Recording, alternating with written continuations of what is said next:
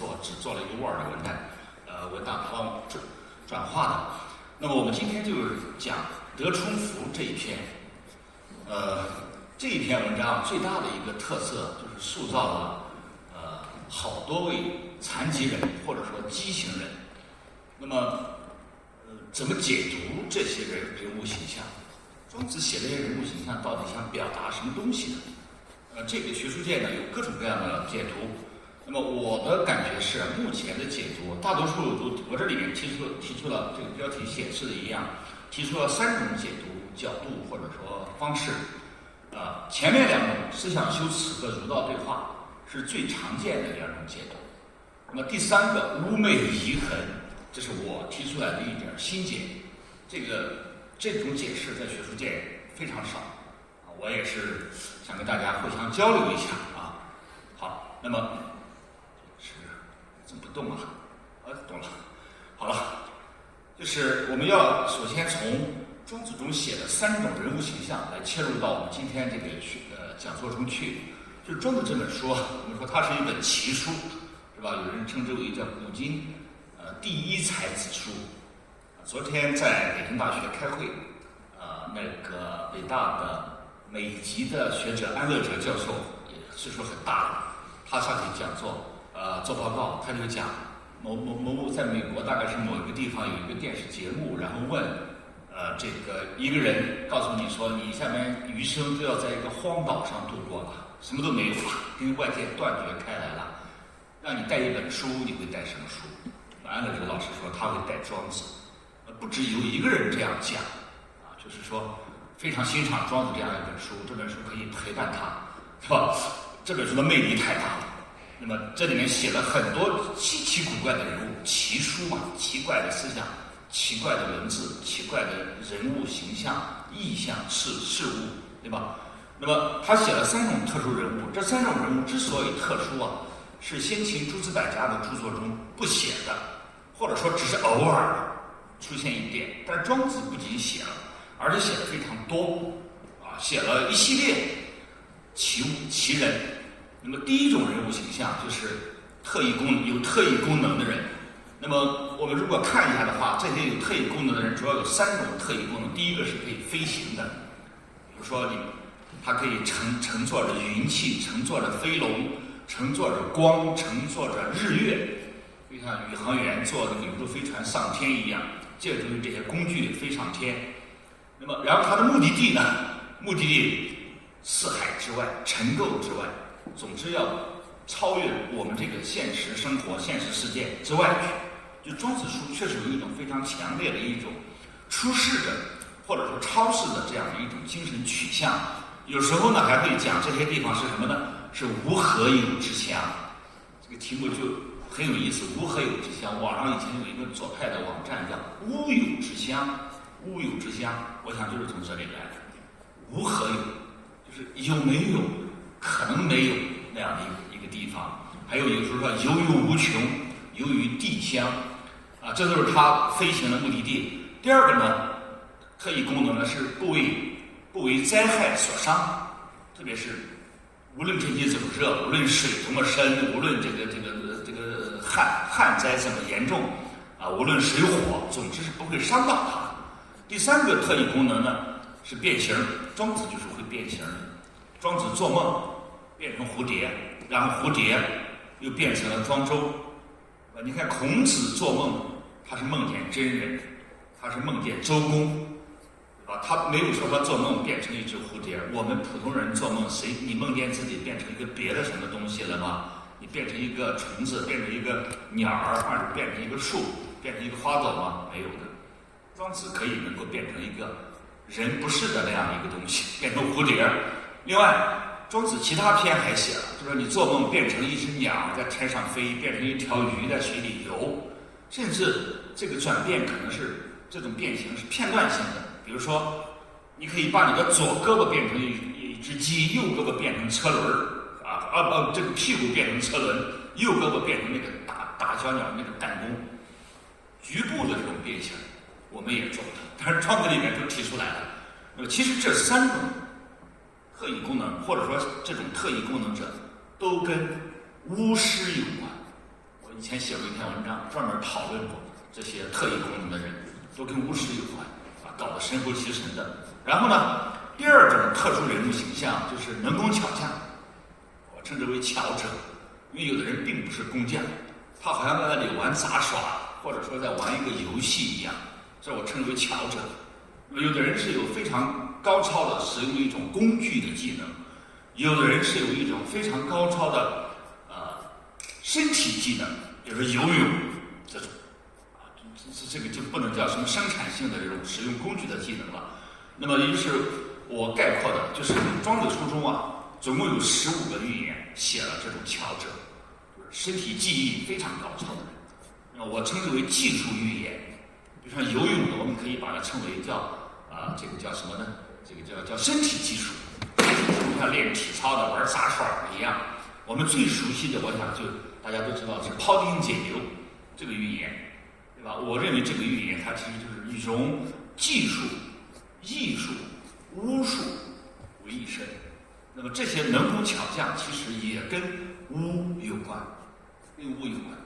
那么我们看这个"造"这个字，工匠的工，跟巫师的巫非常接近的，中间多了2个人，对吧？那么这2个群体，它的起源的时候一定有它的关联。古人有说巫工合一，巫和工，早期的神巫就是神功。比如说《周易》传里面就曾经讲那是哪一个什么先贤，或者说一个先王，看到哪一卦，然后造出了弓箭，造出了桥梁，造出了车，造出了船。他看一个卦，他可以去造出来一个东西，这个就是一个巫术活动但是它同时又是一个生产性的，或者说是一个工匠劳动的一个活动，对吧？这些人也庄子中写的这些人，特别是他们的精神面貌，庄子对于这些工匠技艺的一个解释，就是你为什么有这么高超的技艺？我怎么能够学到掌握这种技艺？庄子给出来的答案都不是我们现在所能理解的那种答案，都是一种带有巫文化的那种色彩的一种答案。好了，那么第3个功能就是我们今天要讲的了，就是机人。机人，庄子中就有一个词叫机人。他某一次开会，一个老师讲这个问题就是对庄子不熟的人问我说，庄子中是不是有过这个词机人？是的，这个词庄子中就是有的，就是畸形的人那么刚才我讲德充福篇写了好几位，但是其实庄子全书它不止德充福篇，其他篇也写了，加起来我统计了就是11个人。那么比如说庄子前边有2篇，一个是养生主篇，就写了一个只有1只脚的人，这个人叫幼师，可能也是有一个什么职业或者有个工作岗位的，对吧？幼师1只脚。然后人间世篇写了一个这个人物形象最值得关注，名字就很奇怪，支离书。看支离书就零散破碎了嘛，支离跟书的意思差不多嘛。庄子中有很多的名字都是有意义的、有寓意的，他造了这么样的一个名字。那么这个人有2点最值得关注。第一，他身体高度的畸形，怎么畸形我们就不说了。那么这种畸形极有可能是天生的，生就如此。庄子中写的这些畸形人他们身体的残疾或者畸形有些是天生的，有些是后天的。比如说你遭遇酷刑，被国军按照法律剁去1只脚，砍去脚趾头，那么2种原因造成的，但是他们都统称为畸人。那么这个支离书就是一个天生高度残疾的一个人，这是1点值得关注的。第2点呢，他做的职业值得关注。我们待会儿后面会分析，他做的职业其中有一项内容就是巫术，他就通过巫术活动来赚钱。这就非常有意思，他就是一个活生生的残疾人巫师。这是第2个。第3个然后就德充福篇，这一篇里面就写了很多，比如说有被砍掉脚的王台申屠嘉，还有一个断了脚趾头只能用脚后跟走路的书山无耻。庄子中写的这些畸形人很多都是脚不好，有人甚至把这这些人物脚不好的这个特征啊，跟古希腊的那个阿基里斯跑得很快的他的脚肿关联起来，做一些想象，我觉得你可以这样想，是吧？然后呢，这个人名字就是很奇怪的，书山无指。然后还有一个恶人，叫相貌极端极恶，恶不是他坏是丑，非常丑，美恶这个相对啊。那么这个人名字也很奇怪，这个字不能念，他念埃台陀，埃台陀也是一个造的一个名字啊。然后还有去游说卫灵公的一个跛足驼背还没有嘴唇的人。还有一个游说齐桓公的径路生瘤子的，那个瘤子像个大坛子一样大，大鹰，按照庄子的写法。还有就是这个大同诗篇，就是德充佛后边那一篇，写了一个腰不好、驼背、腿瘸的一个人。然后在达生篇还有一个人，这个叫佝偻成条老者，就是拿一个小棍儿，上面弄一个粘的东西去沾知了。有的农村的小孩以前玩过这个游戏，是吧？那个面筋或者那个粘东西放在小棍儿的一头，去沾树上的知了。这个老头他就沾知了，虽然身体残疾，虽然是个老者，但是他沾知了的技艺非常高超，好像那个知了是死的，等着他捡一样，一沾一个准。孔子跟他有一个简短的对话，很有意思啊，其中也有8个字是名言。然后还有这《至乐篇》讲了一个左肘生瘤子的人，左胳膊上长了个瘤子啊。这个庄子的文章写得很神奇，说两个人，就这个人叫古介书，不念华，念古介书啊。庄子中用到这个“古”字用了好几次。那么这个庄子说，这个人跟另外一个人去观化，观看的观，变化的化，去看天地万物的变化。这个词用的非常好。说以后不要去说叫旅游了，叫观化。比如说你下午看那个夕阳，看那个彩霞，不要说叫观光，那俗得很。我在观化，我就看这个世界的变化，对吧？正在观化呢，然后说突然鹅儿柳生于肘，突然他胳膊上就长了个瘤子。这个当然是不太可能，就非常神奇嘛。然后在他边上一个人马上就感觉到很厌恶，然后就问这个长瘤的这个人：“你厌恶你左胳膊上这个瘤子吗？”说：“没有啊，我一点都不厌恶。我和你正在观看天地万物的变化，现在变化发生在我胳膊上，我为什么要厌恶它？”这个文章，你换句话干，他在干什么？我在看他。他是不为所动的，他这种形体的残疾啊，丝毫没有厌恶，他是接受的这种态度，坦然的去领受它。好了，那么这3种人，在我看来啊，其实都跟这个巫文化、跟巫有关。那么当然，大多数学者可能不是这样解释的，是吧？好了，我们看这个关于德充福篇写了那么多的残疾人，这个北大的王博老师。他有一段很好玩的这个解读，对吧？这个书好几年前，有10多年前出的一本书，《无奈与逍遥：庄子的心灵世界》第11页的12页。当时我记得我还是读博士08年、09年的时候看的这个书，这一段我看了以后印象特别深。说很多人怀疑庄子是个残疾人，因为庄子这本书里头讲了太多残疾人。我曾经建议中国残疾人基金会把庄子当作他们的圣经宝典，因为在庄子笔下，这些残疾人都是一些比正常人还要正常的人，那些身体健全的人反倒是不正常的，是吧？所以说庄子对残疾人多厚道啊！我不知道王博老师真建议还是只是瞎忽悠一下子，我估计根本就没有建议，下次我问问他啊。昨天在北大开会，他本来说要参加的开幕式，他也当汇报上要致辞的，临时有活动没有参加，是吧？讲了那么多，多好啊，多好啊！他们的魅力真的长存啊！邓笃方不知道有没有看过庄子？邓笃方，我原来中国残联主席，他后边还有话说，不过说邓笃方这个名字跟道家有关，朴，老面讲朴嘛，对吧？庄子里面也讲这个朴就是自然天然，没有经过加工的原原本本的。好了，那么这是王老师的解读哈。从这个解读里面，我们可以看到，就是庄子对残疾人的态度，某种意义上是把他们作为一个得道者的形象来描写的，是理想人物，是活在现实中的理想人物。那么我们解读这些寓言啊，残疾人的这些寓言，我觉得要从这样三个方面要做一个把握，三个要点。第一，就是你注意看这些寓言都是对话，那你要看谁跟谁在对话，这些人的背后的那个身份是什么？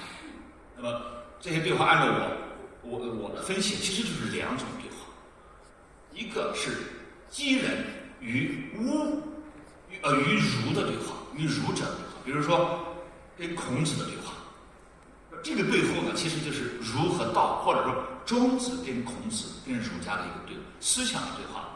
再一个就是鸡人跟政治人物的对话，比如说国君、子产，就是郑国的那个重臣子产，孔子非常推崇的人。那么这个背后呢，就是鸡人或者说个体跟权力的一个对话。那么《德充符篇》这个寓言最后做结尾的是庄子跟他的好朋友惠施的一个对话，讨论这个天和人的关系问题。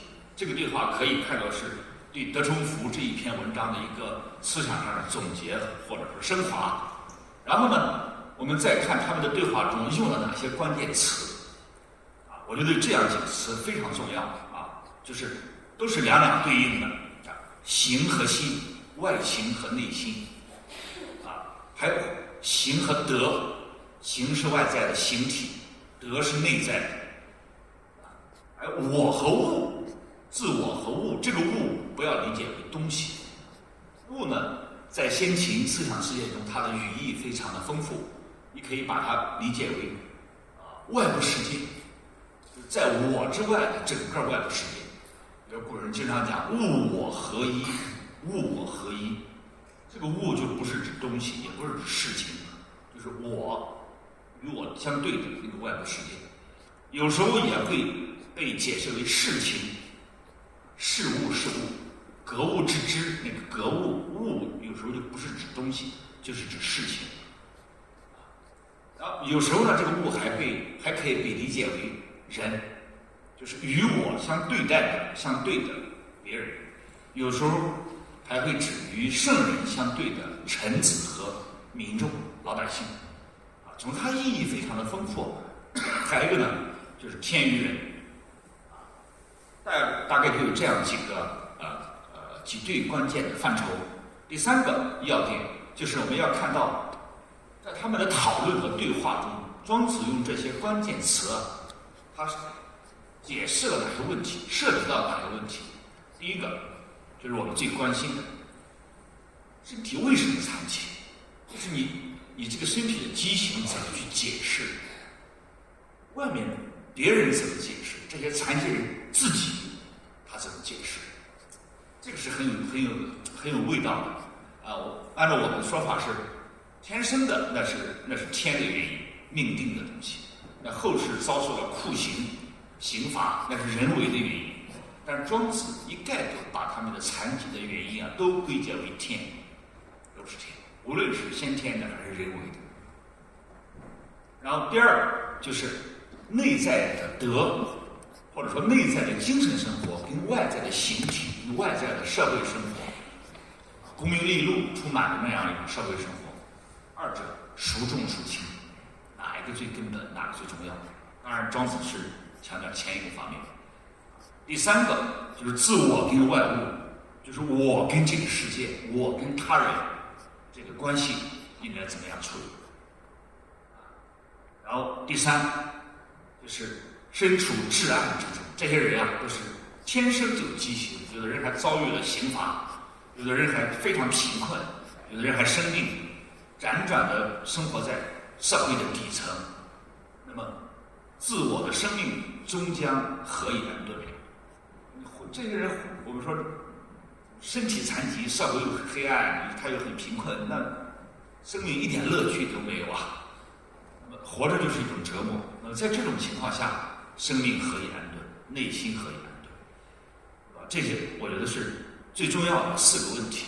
好了，那么我们逐一的来从我这个3个方面来解读。第一个呢，就是最常见的一种解读，就是把庄子塑造的这些残疾人都理解为一种思想修辞，也就是说，庄子写这些残疾人只是一种文学手法，是一种艺术手段，借这种文学手法、艺术手段来表达某种抽象的哲学思想、价值观念，可以更形象、更生动、更有趣。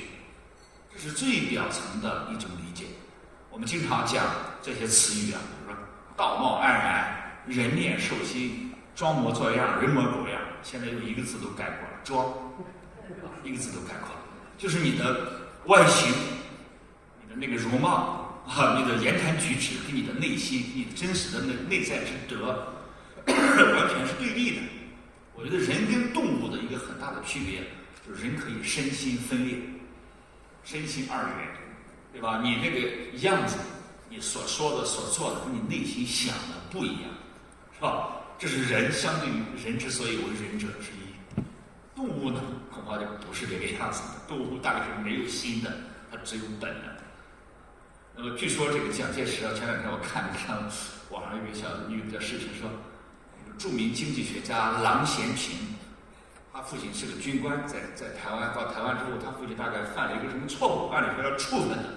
蒋介石召见了郎咸平的父亲，一看他父亲长得很帅，就是说蒋介石这个人，我看过不止一条资料说，蒋介石非常重视一个人的容貌，如果看到一个人显得很英俊、很威武的那种，很正派的，蒋介石就会认为这个人不错，甚至很有才啊。那么蒋介石一看郎咸平的爸爸不错，哎呀，没事，也没处分他，这是以貌取人，对吧？就是貌掩盖了，还是代表了他内心的真实的那种品格。那么从这个角度去理解，就是庄子写这些残疾人，其实就是一种反衬，就是我为了凸显这些人内在之德的一种充足完满，得充福，这个充，待会儿我们会提到充和福这2个字是什么意思啊？我们只能做一种硬性的解释，没有定论的解释，就是内在的德是充足的，是完满的，但是庄子偏偏写他的容貌、身体是残疾的，我就不让你内外统一，就是反话正说一样，内外形成一种反差。我想非常典型的文学史上一个人物，就是巴黎圣母院那个撞钟人卡西莫多，对吧？他就是一个极端丑陋、畸形的一个人，但是他的内心就是圣徒，是不是？那么他和他喜欢的那个姑娘叫什么？埃斯贝拉达，正好是相反，那个姑娘是非常漂亮，他是非常丑。我就说这个雨果这个文学形象塑造，跟庄子这个德充福篇的这种形象塑造是有一致之处的。那么也可以把这种思想的手法理解为一种反讽，讽刺谁呀？在我看来，就是讽刺儒家，就是以内在之德的充足完满，反讽儒家之德的外在性。就是儒家非常讲德，但是呢，你讲的德是外在的，就好像一个人是容貌健全，甚至很英俊潇洒一样，你的那个德是浮于表面的，是形式化的，真实的内心之中你是亏欠的，你的德是不完满的。这是对儒家的一个反讽啊。那么在这个反讽或者反衬之中，形于德，外形于内德是对举的，二者构成了一种反差。健全的或者残缺的身体，内在的或者外在的德，你可以做一个匹配，对不对？你可以德是内在的圆满的，外在的形体是残缺的，或者说是健全的，是内外相符的还是不相符的？道家和儒家，庄子和儒家在这里有不同的这个配方啊。那么庄子想说的是什么呢？就是形体的残疾跟德的健全，其实也是可以匹配的。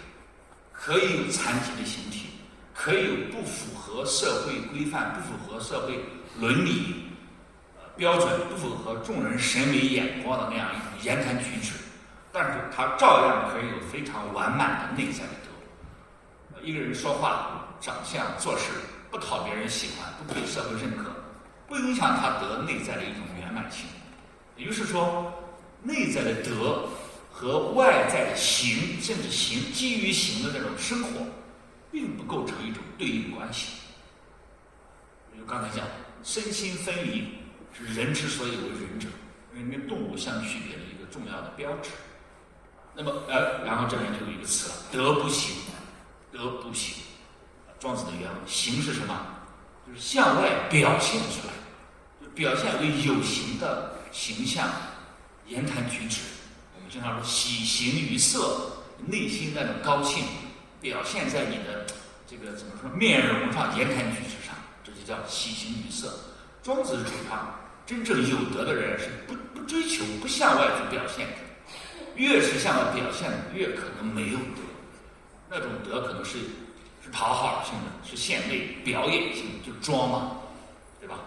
那么庄子中的这些人，那么正好是德和行是对反的。反之呢，庄子就想告诉大家，儒家可能是德和行也是对反的，表面上有，内心里可能是没有的。另外，这一篇的题目“充福”，充好理解。王夫之曾经解释一篇说叫“以内充外”。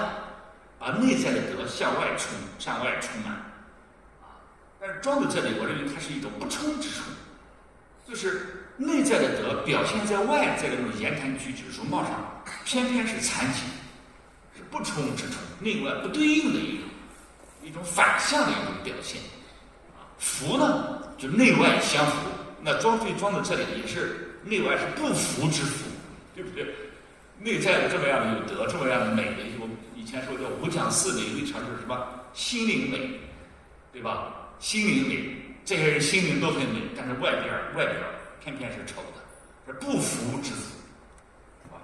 好了，那么这个我已经解释过了。那么采取这种诠释方法的、理解方法的很多，比如说我这里面选了几段话比较有名的，陈国应先生在他的《庄子经注经义》这本书里面。昨天在这个北大开会，陈先生还出场致辞，已经90整了，思路非常的清晰，语言表达的没问题这个发言全程参加会议他说本篇的主旨在于破除外形残权的观念，而重视人的内在性借许多积残之人为德行充足的验证当然是内在的充足。王博老师也说，通过形体的残疾来表现德的内充，就是反衬的一种方式还有这个方勇老师是华东师范大学著名的研究庄子的学者，昨天开会他也去了。他说许多所谓修德之人，仅仅在原氏，这个氏我写错了应该是装饰品的饰，装饰品的饰，不是这个电视机的饰。原氏外边上下功夫，只重视外在的打扮而在德行方面则毫无可称之处。所以庄子矫枉过正，故意用一种很激烈的方法、否定的方法来写内德充满之人，特意凭空转出几位形体积残而德行超纵之人，同行权德亏之士正好相反。行权德亏之士做一番对照，他指出，就人类的形体与德行来说，后者是占重要地位、重要位置的，因此只要德行完美，一切形体上的残缺并不足以为累。如果德行败坏，即使体周形全、容貌姣好，也绝不会给人以美的感受，而是足以为德之累。这都是按照我讲的，就是说把庄子中的这些基层影像都理解为一种思想修辞。这种思想修辞或者说艺术手法，在中国美学史上后来其实有过非常深远的影响比如说我们举两个例子就是在中国古代美学上，书法和绘画上，有人就故意去追求强调丑拙之理，故意写的不好看，就是显得很笨断断续续的，很丑的那种感觉。知礼这个词就来自于庄子这本书丑庄子中用这些残疾人没有用这个字，但他用一个字恶字，拙就是笨，对吧？老子里面讲拙，大巧若拙。那么这个成了中国美学史上一个非常有传统的艺术精神，或者说一种美学的精神。比如说，明清之际的两个重要人物，这个时期明末清初这个时期出了很多人物，就是艺术上的贵人，他们都推崇庄子的这样一种精神。比如说大画家石涛，据说是在一幅画上题了几句诗吧，其中有2句叫“阅尽六朝为隐逸，支离残烂”。残字也很重要，就是画的梅花支离破碎的残缺的，不是那种非常媚的那样的一种，对吧？不是看着很养眼的那样一种。这种梅花倍精神，支离残是外在的，精神是内在的。越是残缺的东西，越能彰显它内在的一种生命精神，或者是饱满的一种生命力。如果画的太媚，恐怕你看着也很别扭。很多画为什么一看就不想看了，就是因为它画的太漂亮，反而毫无可取之处。中国画后来非常强调什么呢？强调神似，重视内在，不重视外在的形，它不是写实。这个其实我觉得也是跟道家、跟庄子的这种美学精神有非常重要的一种关联。另外一个人物也是明清之际的大书法家，搞书法的人应该都知道，叫傅山，傅清楚。山西太原晋祠边上有一个傅山纪念馆，还是傅山博物馆，里面有他的很多书法作品的展览，是吧？他也做过道士，这个人非常推崇庄子，他就曾经讲过这种话下面讲他说：“吾师庄先生，他是个儒者，他出家做过道士，而我的老师就是庄子。还说吾七元家学，七元就是指庄子，就是我是承受的是屈原的这个庄子的学问，庄子是我的老师。傅山这个人就是他是个儒家，但是他又不是那种很纯粹的那种儒家，他做过道士，他还行医，精通医术，他还写过这个医书，他是著名的妇科大夫，他还是书法家，他就靠行医、靠卖字、画画为生。他的书法是相当有影响的，一个重要的特点就是他就故意写的丑。他说他有几句话，书法美学的他的原则就是宁拙勿巧，宁愿写得很笨，不要显得很有技巧、很巧妙。我记得某一个小说家还是一个文学家，谁讲的说，文学创作还是说最好的技巧就是无技巧，最好的技巧就是没有技巧，看不出来有技巧。那么这个就是道家的一种美学精神，宁丑勿媚，这是庄子的；宁巧勿拙是来自老子的，大巧若拙，对吧？宁丑勿媚，线条你不要写的那么样的滑。下面一句宁知礼勿轻滑，知礼就来自于庄子，对吧？然后宁直率勿安排，这也是道家。直率是什么？就是你想怎么写怎么写，就是自然挥洒，基于你的本性，基于你的第一念，你心里面第一个念头，任性挥洒。我今天在上飞机之前刷到一个小视频，一个小男孩几乎是光屁股，我看着5、6岁的样子，胖胖的，拿个毛笔在那儿写字，脸上肚皮上还有那个墨汁，他写的非常好，不管写的丑，就是那个小孩写的那个气度出来了。我发给几个练书法的，说这个写的太好了，这个将来能成大家，童子功怎么样子，对吧？这就是直率，他不想，他写的时候想怎么搞怎么搞，这是道家精神，讲究自然，讲究本真。那么好，我们举几个例子，你比如说傅山在艺术上，这是一本书，我自己用照相机拍了以后，我扫描上去，就傅山写字怎么讲支离呢？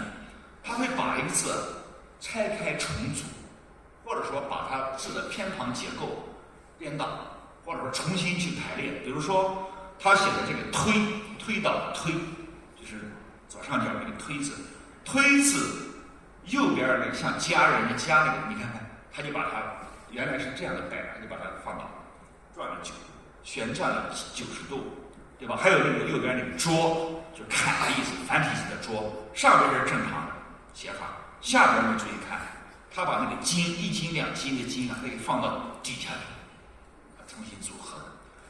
左下角这个围字，我不知道这他是怎么看得出来他怎么组合的。我是看这别人的一个书上这种，他没有具体解释这个围字怎么组合的，他也写的稀奇古怪。有的字有时候他还故意写的很好玩，他曾经写过一个字，就是画一个大的圆圈，然后里面4个小圈，这个字念什么？不知道。就是那个学者解释说，这个是玉，贾宝玉的玉，故意写的稀奇古怪，支离丑陋，这就是一种怎么说呢？就是追求内在的那种艺术精神，表现内在生命力的那样的一种美学精神。就是你不要停留在我的笔墨技巧上，你要看我的笔墨技巧背后的那种内在的精神是什么东西。这就是来自于庄子的这种思想修辞或者说艺术表现手法的影响。好了，我们再看第二种解读。第二个解读呢，就是有点哲学的味道了，就是他把这些基残人物形象的故事都理解为庄子跟儒家的思想对话，具体的故事背后是思想的交锋和互动。这个解读我想是准确的，当然前面那个解读也是准确的。那么好，这个对话在德充府的开篇就拉开了阵势。为什么呢？德充府一开始写的就很有韵味儿，就是庄子中有些话，你如果耐心的仔细的体会的话，它是画了一幅画，表面上写的很随意很无心，背后有深意，但是他就故意不直说出来。比如说开篇我就讲，一开始就摆出了2大旗鼓相当的阵营，就庄子的阵营和孔子的阵营。说鲁有物者王台，从之有者与仲尼若。鲁国有一个只有1只脚的人叫王台，这是一个残疾人了吧？然后呢，跟他交往的向他请教的人，他的追随者弟子跟孔子的弟子一样多，这不是向孔子叫板吗？就像现在这个怎么抢粉丝一样，对吧？他的粉丝跟孔子的粉丝一样多，相若。然后他后面还有一句：从之有者与夫子中分鲁，就鲁国那个求学的人，我们俩1人1半，这不就摆开了庄子跟儒家对峙的这个阵营嘛，对吧？那么而且还说这个残疾人王台，他对弟子对追随者的这种教化方式，那跟孔子不一样。孔子是要对话的，对吧？跟弟子们坐在一起聊天对话试做，这个人不是的，他是立不教坐不义，坐在那里总之是不讲话，立不教站着也不说话，坐着也不讨论什么问题。而这个写的有点玄，对不对？那这怎么教啊？那只有以心传心，像禅宗那个样子。但是效果非常好，虚而往实而归。你去向他请教，去的时候你脑袋里面是空空的，一无所知，回来以后肚子都装得满满的，收获很丰富。这个词写的很有味，虚而往实，这个实而归，故有不言之教。老子里面就讲不言之教，就不要说不要，他就针对那个有言之教，我们讲言传身教，他既不言传也不身教，这2个都是道家，都是庄子反对的。第一，他不相信语言；第二，他也认为任何人都没有资格去居高临下的去给别人做一个楷模，任何楷模都是值得怀疑的，都是假的。那么无形而心诚者，无形就是没有外在的形式，心诚就是我刚才讲以心传心，用心去感化你。我们也不知道怎么搞这个东西，发信息还是怎么着，这就可能过去啊。当然写的很实嘛，他就是要跟儒家形成一种对话的嘛，对吧？这就摆开了阵势了，弟子这个阵营差不多，然后呢，教育方式非常的不一样。好了，那么这个对话呢，那就要儒家要批评道家，道家要批评儒家，对吧？就像照镜子一样，你照着我，我照着你。好了，那么庄子当然主要是想批评儒家的，他怎么批评儒家的呢？它里边这个故事我就只大概的做一个介绍了啊。有一个故事里面，他是通过庄子这个艺术表现手法，文章写的巧妙，他不直接就说批评孔子怎么样，他是借别人来批评。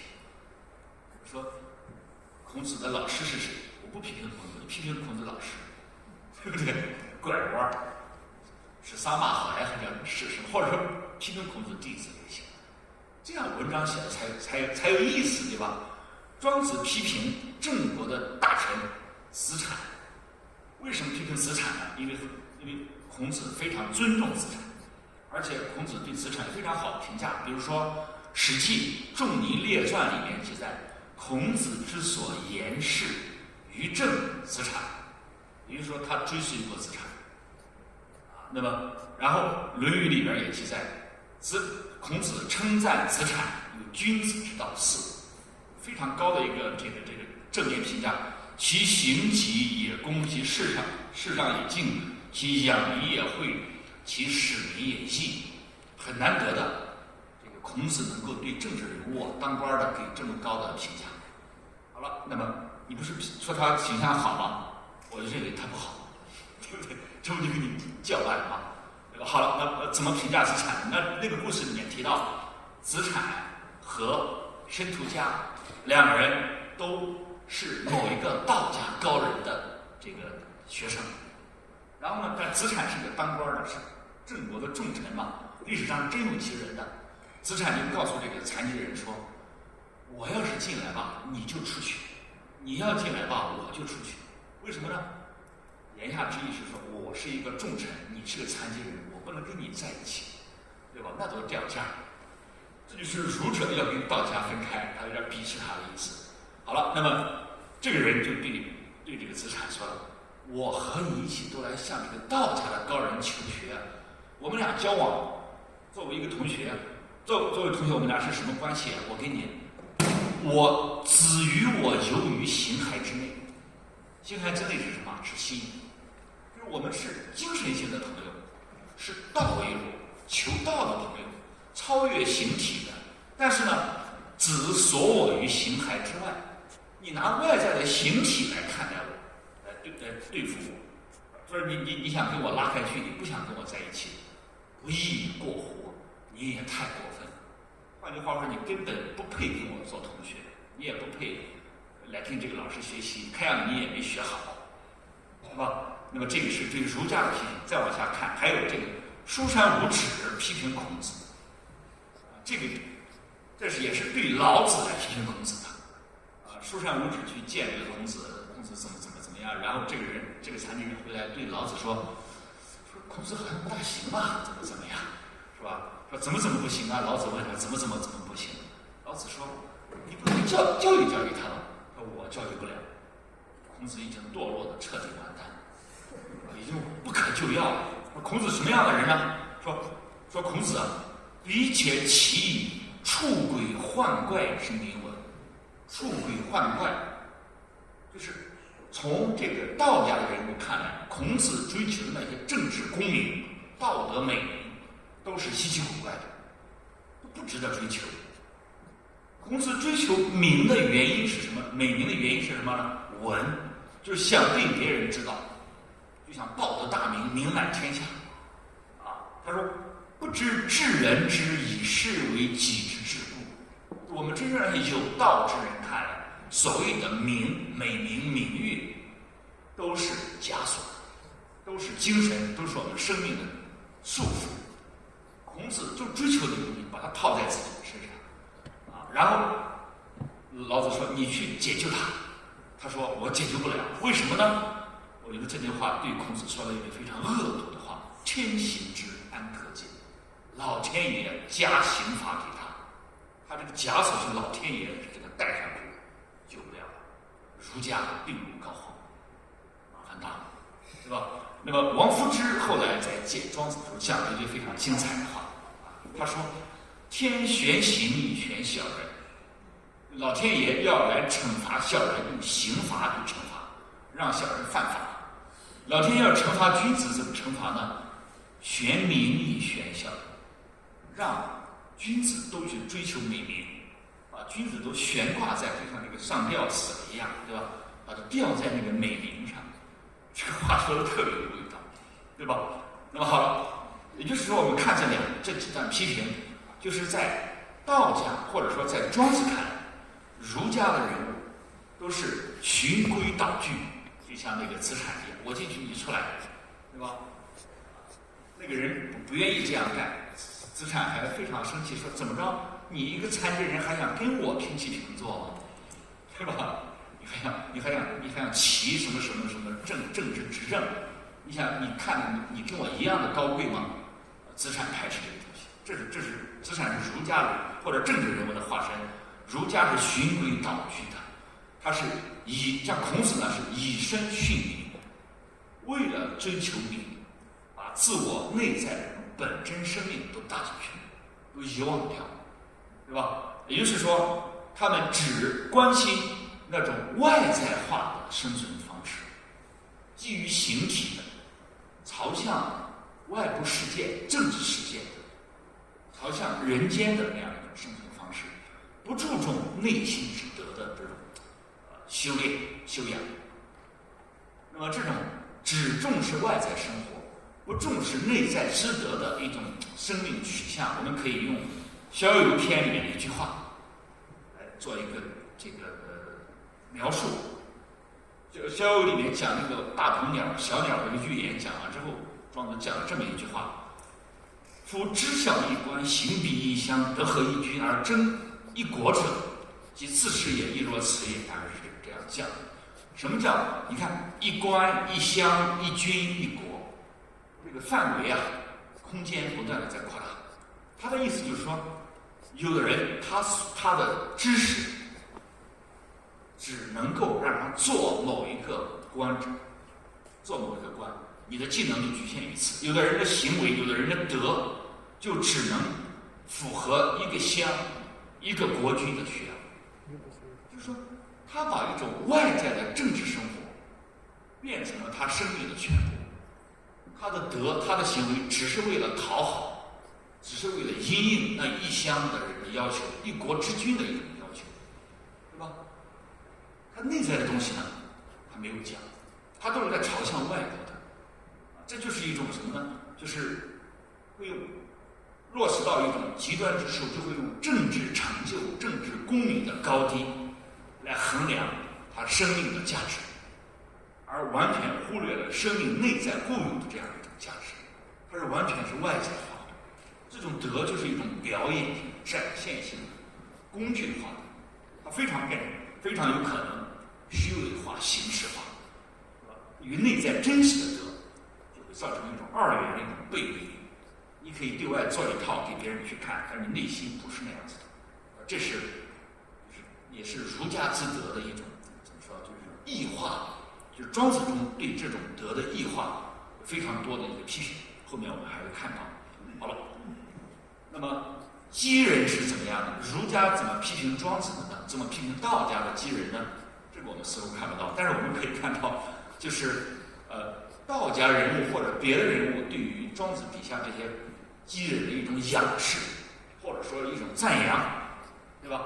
那么这个呢就叫重言的一种表现手法，或者叫重言，就是庄子里面有一种言说方式叫重言，有人也读成重言，解释也不一样。有一个解释就是说，我要表达一个观点，我不直接说，我让别人来说，我借别人的嘴巴去说，因为我自己说没有说服力，我让别人说有说服力。好了，庄子有时候他的观点就让孔子说出来，我觉得这个很有意思，就是我不说我好，我让孔子说我好，对吧？这样的就显得非常有力量。你看，连孔子这个大圣人都认为我不错。好了，比如说这个里面啊，这些话很多，我只简单的大概的解释。比如说刚才那个悟者王台这就是一只脚来的。那么首先这个长记一个人说，比悟者而望先生，就是那个人他可以和你孔子平分鲁国的这些求学之人，对吧？那么他的用心是怎么样的？这是一个什么样的人？其用心如何？这个积财人，孔子说：“此生亦大矣而不得与之坠，虽天地复坠，亦将不与之移。”这个人完全超越了生死，即使天地都塌陷了，他也不会感觉到没事，他也不会感觉到他自己身体上有什么样的损失，更何况一只脚掉了算什么？天塌地陷他都觉得无所谓。审乎无假而不与物迁，命物之化而守其宗。审乎无假，无假就是真，就是他对那个真正存在的东西，有人说这个无假就是指道，但这里面没有道字出现啊，就是他把握住那个本身的本体性的东西啊，它不随着那些有形的事物而变化。命物之化，有人就把命翻译成指命或者指令支配，它可以支配事情万物的变化，坚守住那个根本。换句话说，这个人呢，把握住了生命最重要的东西，宇宙万物最重要的东西。哎，这个人听不懂何谓理，孔子给他解释：自其义者而视之，肝胆处曰也；自其同者而视之，万物皆一也。这个世界万物是什么样子的，取决于我们看事物的方式。我们用不同的方式去看，结果是不一样的。如果我们只看事物的差异之处，我们会发现，即便两个非常接近的事物也是不同的。如果说只看它相同的地方，那么即便是千差万别的事物，我们看它都没有什么差别。就是我们的眼光角度非常重要。好了，如果能够这样的话，且不知耳目之所宜，而由心乎得之和。就这个人就不管耳目看什么，是看到的有形的世界怎么样，他只关注于内心得的和。和，你可以，这个中国古代非常重和，我觉得不太好翻译这个词，你可以理解为平和、中和，不受到干扰，始终保持一种安宁的、定的一种状态，镇定的一种状态。物视其所依而不见其所丧，视丧其足，犹以土也。就是我看到我的脚掉下来，就好像有一个土块掉下去一样。为什么呢？这个不重要，重要的是背后的东西，比那个土块、比脚更重要的东西。后边就有一个词的，尊足者，尊敬的尊，足就是足球的足，尊足者就是还有比脚更尊贵的、更重要的东西。只要那个东西不丧失，脚掉了什么无所谓。然后那个人又进一步的问：彼为己，以其知得其心，以其心得其常心，物何为最之哉？这个话不大好理解啊！以其心得其心，这个各种学者们的解释非常的不同。按照我的理解是，以其知得其心，就是对于我们平常人来说，我们的心就是我们的知，对吧？肉体的心不算心。你的知识构成的那个你的思想世界就是你的心，但是呢，这个人嘛，他还可以以其心得其常心，他能有自我反思、自我修养的能力，最后他能达到一个什么呢？恒常不变的宁定之心。我们一般人的心是变来变去的，会容易受到外部的干扰的。这个人的心是恒心，恒就是常嘛，它是不会变化的。何为最之哉？物。何为这个物在这里就不是指东西，就是指他的那个追随者。最之哉就是非常尊重他，以之为最然后孔子又给了解释：人莫见于止水，流水而见于止水。人都要到那个停留的水上照着当镜子一样。为止能止众止，受命于地为松柏独也正，在冬夏青青；受命于天为尧舜独也正，在万物之首。这里面讲了两个例子，一个是松树松柏，一个是儒家推崇的圣王，对吧？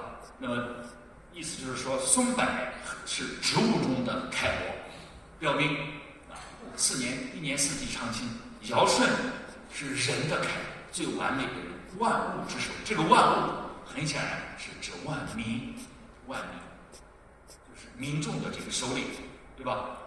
性能正生以正众生，这些人能够自己活得像模像样，活成了楷模，活得最完美，所以他也能够作为别人的标准，被我们所效法。下面这句话不太好理解，这个翻译也是不一样的啊。这个古文庄子的话很多是没有唯一的解释，古今都是这样。夫饱使之争，不去之时，勇士一人雄辱于九军。将求名而能自邀者，而犹若是，就是那些求美名之人，能够这样的勇敢。不畏强敌，更何况是那些观天地抚万物，观天地就支配天地万物，包容天地万物的人，就是这些。用什么去包容天地万物？用精神、用心灵，就是这些残疾的这些得道之人。他们呢是欲六海向而物，就是把他的身体六海而物看作是都是假象，都是生命偶然凑集的因缘，都是一种外界的形式。他换句话说，对他来说这个是不重要的，重要的是形体背后的那个东西。一知之所知，这个一知之所知也不太好理解。古今的解释也不一样。这个一在我看来，就是指专注的意思，集中，就是把它所有的知都放在专注于某一个地方。专注于什么呢？专注于那个生命中最重要的东西，那个真的东西。然后，而心未尝死。你看这句话就非常有意思。哀莫大于心死，也是庄子中出来的一句话。哀莫大于心。这些人形体残疾，但是他的心未尝死，就是他们更看重内心的一种生活。当然，赵子龙有时候也会讲这样的话，叫形若槁木，心若死灰。这个话也是正面的话。赵子龙说，一个人如果能够得到，他能够外表像槁木，像干枯的树枝、树木，内心像那个死灰，就是不再可能重新燃烧起来那个灰一样。那个倒不是说你心要庄子要主张心死，而是告诉我们你的心要宁静，不要动心，那也是心不死的一种表现啊。然后下面一句也有争议，这个解释说，这些人呢，他们根本不关心形体生活、现实生活，他们关心的是比且择日而登霞。有的人把它读成登甲，并且和这个登甲跟前面这个沈固无甲联系起来，应该是登。按照我的理解，应该霞就是哪个呢？就是为名遐迩的遐。登霞就是什么？就是登天。霞就是远嘛，而且在墨子里面就有这个词，好像叫什么？楚辞里面可能也有这个词。登霞就是升天的意思，就是一种仪式。有一个小笑话说，这个北京话有时候显得很厚道，他能把一句很损的话用非常厚道的话给你讲出来。比如说，我以前有个博士同学，他就北京人，他岁数大几岁，我说你随便举个例子吧，用一句显得很厚道的话，其实讲的很难听的话，说一句。他说有这么一句话叫：“今儿天不错，你老一抻头就可以升天了。”就是今儿天不错，你死了算了。这不就是很厚道，但是很损、很恶毒的一句话。登霞就这个意思，就升天了，是不是？就这些人不关心人间的生活，他关心的是什么？精神生活，超越这个世界之外。人则从事也，从事也，人们都追随他。一切何肯以物为师？就是这个物就是现实世界的事情，他根本不关心现实世界，他过的是一种心灵生活，是一种离世的生活，就像庄子一样，独于天地精神往来，他精神跟天地相交往的。好了，再看一个人物，哀台陀，这个人是恶人不是说坏蛋啊，是说他非常丑，恶啊。庄子里面我觉得写他的文章写的很幽默。这个人吧，这个虽然非常非常丑，以恶害天下，因为长得丑吓死天下的人。但是这个人啊，人缘非常好，极有魅力。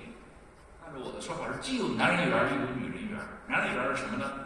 这个男的都凑过来跟他见面在一起，凑过来之后就不想走，啊，不想就想天天跟他泡在一起。有多大的魅力，吸引那么多男人？女人缘也很好，那些女的就是回家跟爸爸妈妈说：“哎呀，我与其给别人做老婆，我不如给这个丑家伙当小老婆。”那就多大的魅力啊！而且爸爸妈妈不同意，这个女孩子还反复的说：“你让我去，我让我去，怎么样？”啊，庄子的文章就写得这么幽默。然后呢，这个鲁国的国君看到了这个人，听说了这个人，就把他招过来。果然把国君吓一跳，因为太丑了。然后他就跟他继续相处，因为他对他感兴趣，没到1个月就被他的这个丑人打动了。然后没过一段时间，这个国君就想把国家的权力交给这个丑人，你来帮我当宰相吧，啊！然后这个人呢，既不吭声，又不拒绝，啊，那么然后这个最后这个人就走了，就离开这个国君了。这个国王怅然若失，没有人能跟我一同分享拥有这个国家的那样一种快乐感了，啊！然后就问孔子，这是一个什么人？又让你看，我觉得庄子也是很损的，他故意让孔子说，对不对？孔子就说一个违心的话，让孔子去夸他可能真是不想夸庄子的这些人物的。然后孔子就举了一个例子，这个例子举的也很幽默，也非你看庄子写文章非常好玩的。孔子说：“秋也常使于楚矣。”孔子什么时候出使楚国？根本就没有出使。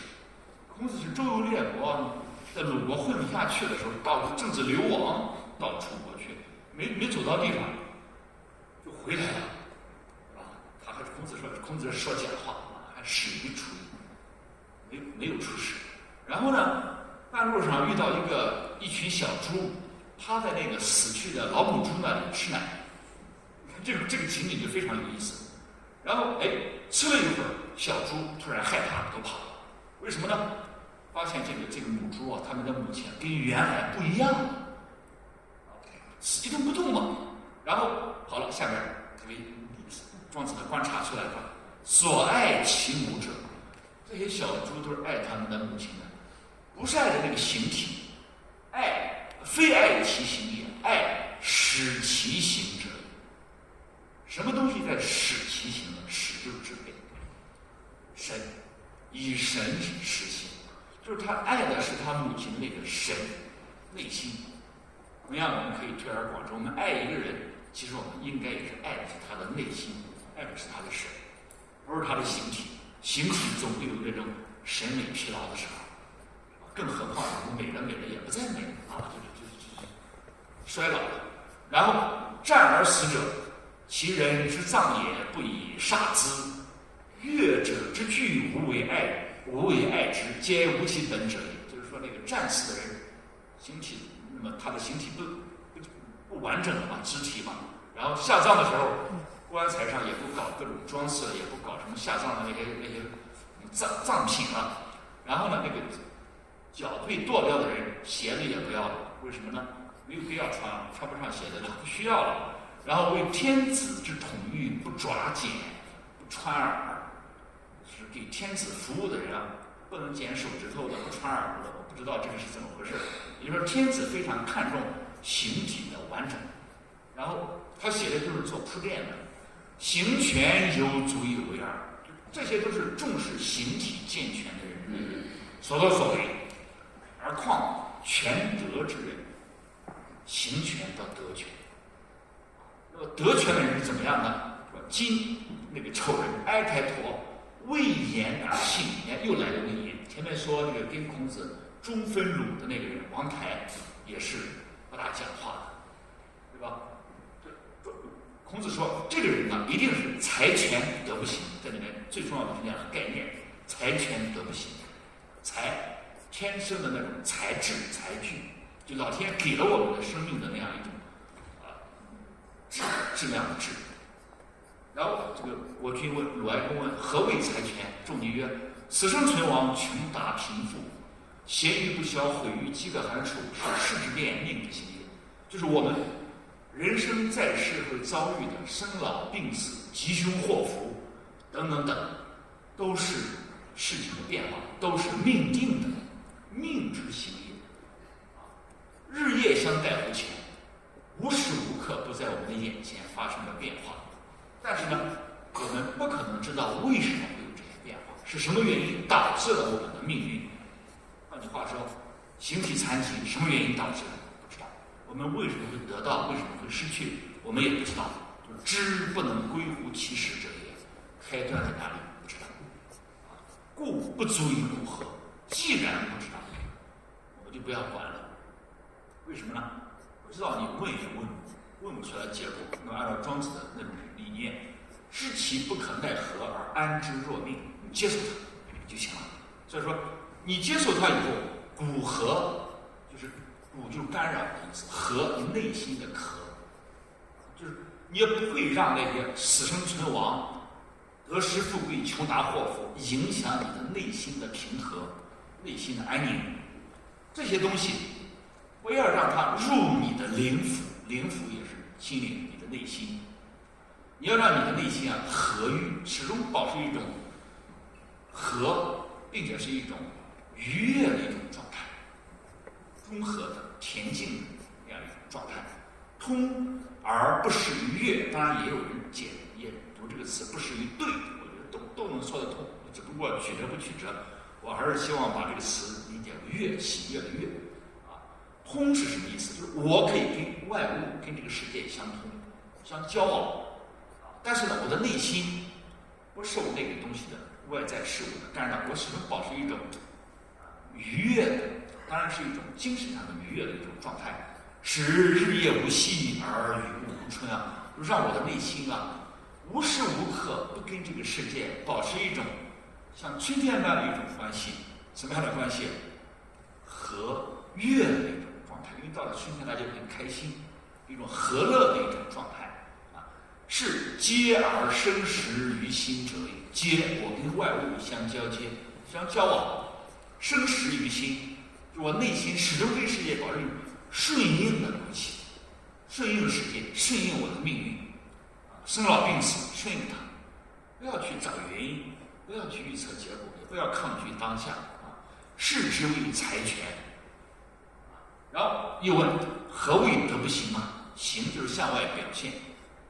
平者水平之盛也，其可以为法也。最平的水可以做一个法则，外物都要参照它。内傍之而外不当，我们内心要保持一种平的一种状态。我们现在在讲内心平和，平和。什么叫平和？别人惹你发火，故意想激怒你，你始终不为他所激怒，那不就叫平和吗？对吧？内傍之而外不当，不当就是不被外在扰荡，就像那个水波一样，拿着棍搅一搅，拿个石头一砸，水波就是荡起来了。和者成和，德者成和之修也。德就要达到一种和的一种状态，通过修养。德不行者，物不能离也。这个效果很有意思。德不行，你越是不向外表现你的德，你粉丝越多，你的这个物就不是指这个世界了，就是你的追随者。你看这个人，这个埃台陀，这个丑人，他就是德不行的人。按照庄子的说法，这个人又穷，没有钱，也没有什么知识，长得又丑，也不知道怎么说话，但是他的朋友多了去了，对吧？为什么呢？他有一个特点，按照庄子的说法叫什么呢？叫和而不唱。和就是附和，唱就是领唱唱歌。这个人从来不表达自己的观点，从来不想去给别人做楷模，为什么？不愿意身先士卒的行为示范，行为示范，他不愿意做的。别人说好，他就大概这样。越是这样，别人越会愿意和你在一起。我觉得这个话很有意思，对吧？你要是越是一个非常德上非常严苛的人，或者你德上你是非常完美的人，你偏偏把你的这种内在的那种德表现出来，并且以这个去要求别人，想让别人效仿你，你想去纠正别人，恐怕有一句话叫“不粘锅”，是吧？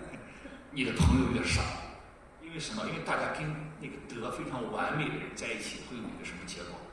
压力感特别大。我们跟他在一起，我们总是感觉到我们很小，对不对？庄子这个话我觉得非常好。德不行者，物不能离也。你越没有德，越不表现德，别人越喜欢你，别人就不愿意离开你。好了，反过来，庄子在山路篇批评孔子，说孔子是什么样的人呢？就是德行以外的人，美德行以外，想做一个标准。对吧？去要求别人，让别人去学习他，去纠正别人。这几句话非常深刻的就是这样的批评嘛。说孔子是士志以精于，修身以明悟啊。士志就是你有没有知识不知道，但是你表现的好像很有知识似的。为什么呢？你就是为了吓唬那些蠢人。然后修身以明悟，你把你自己搞得很干干净净，让别人知道别人多么肮脏。就像我就说，经常我举例，我们都穿得破破烂烂、非常肮脏的泥巴。最近北京不有一个地铁上一个老头子，对吧？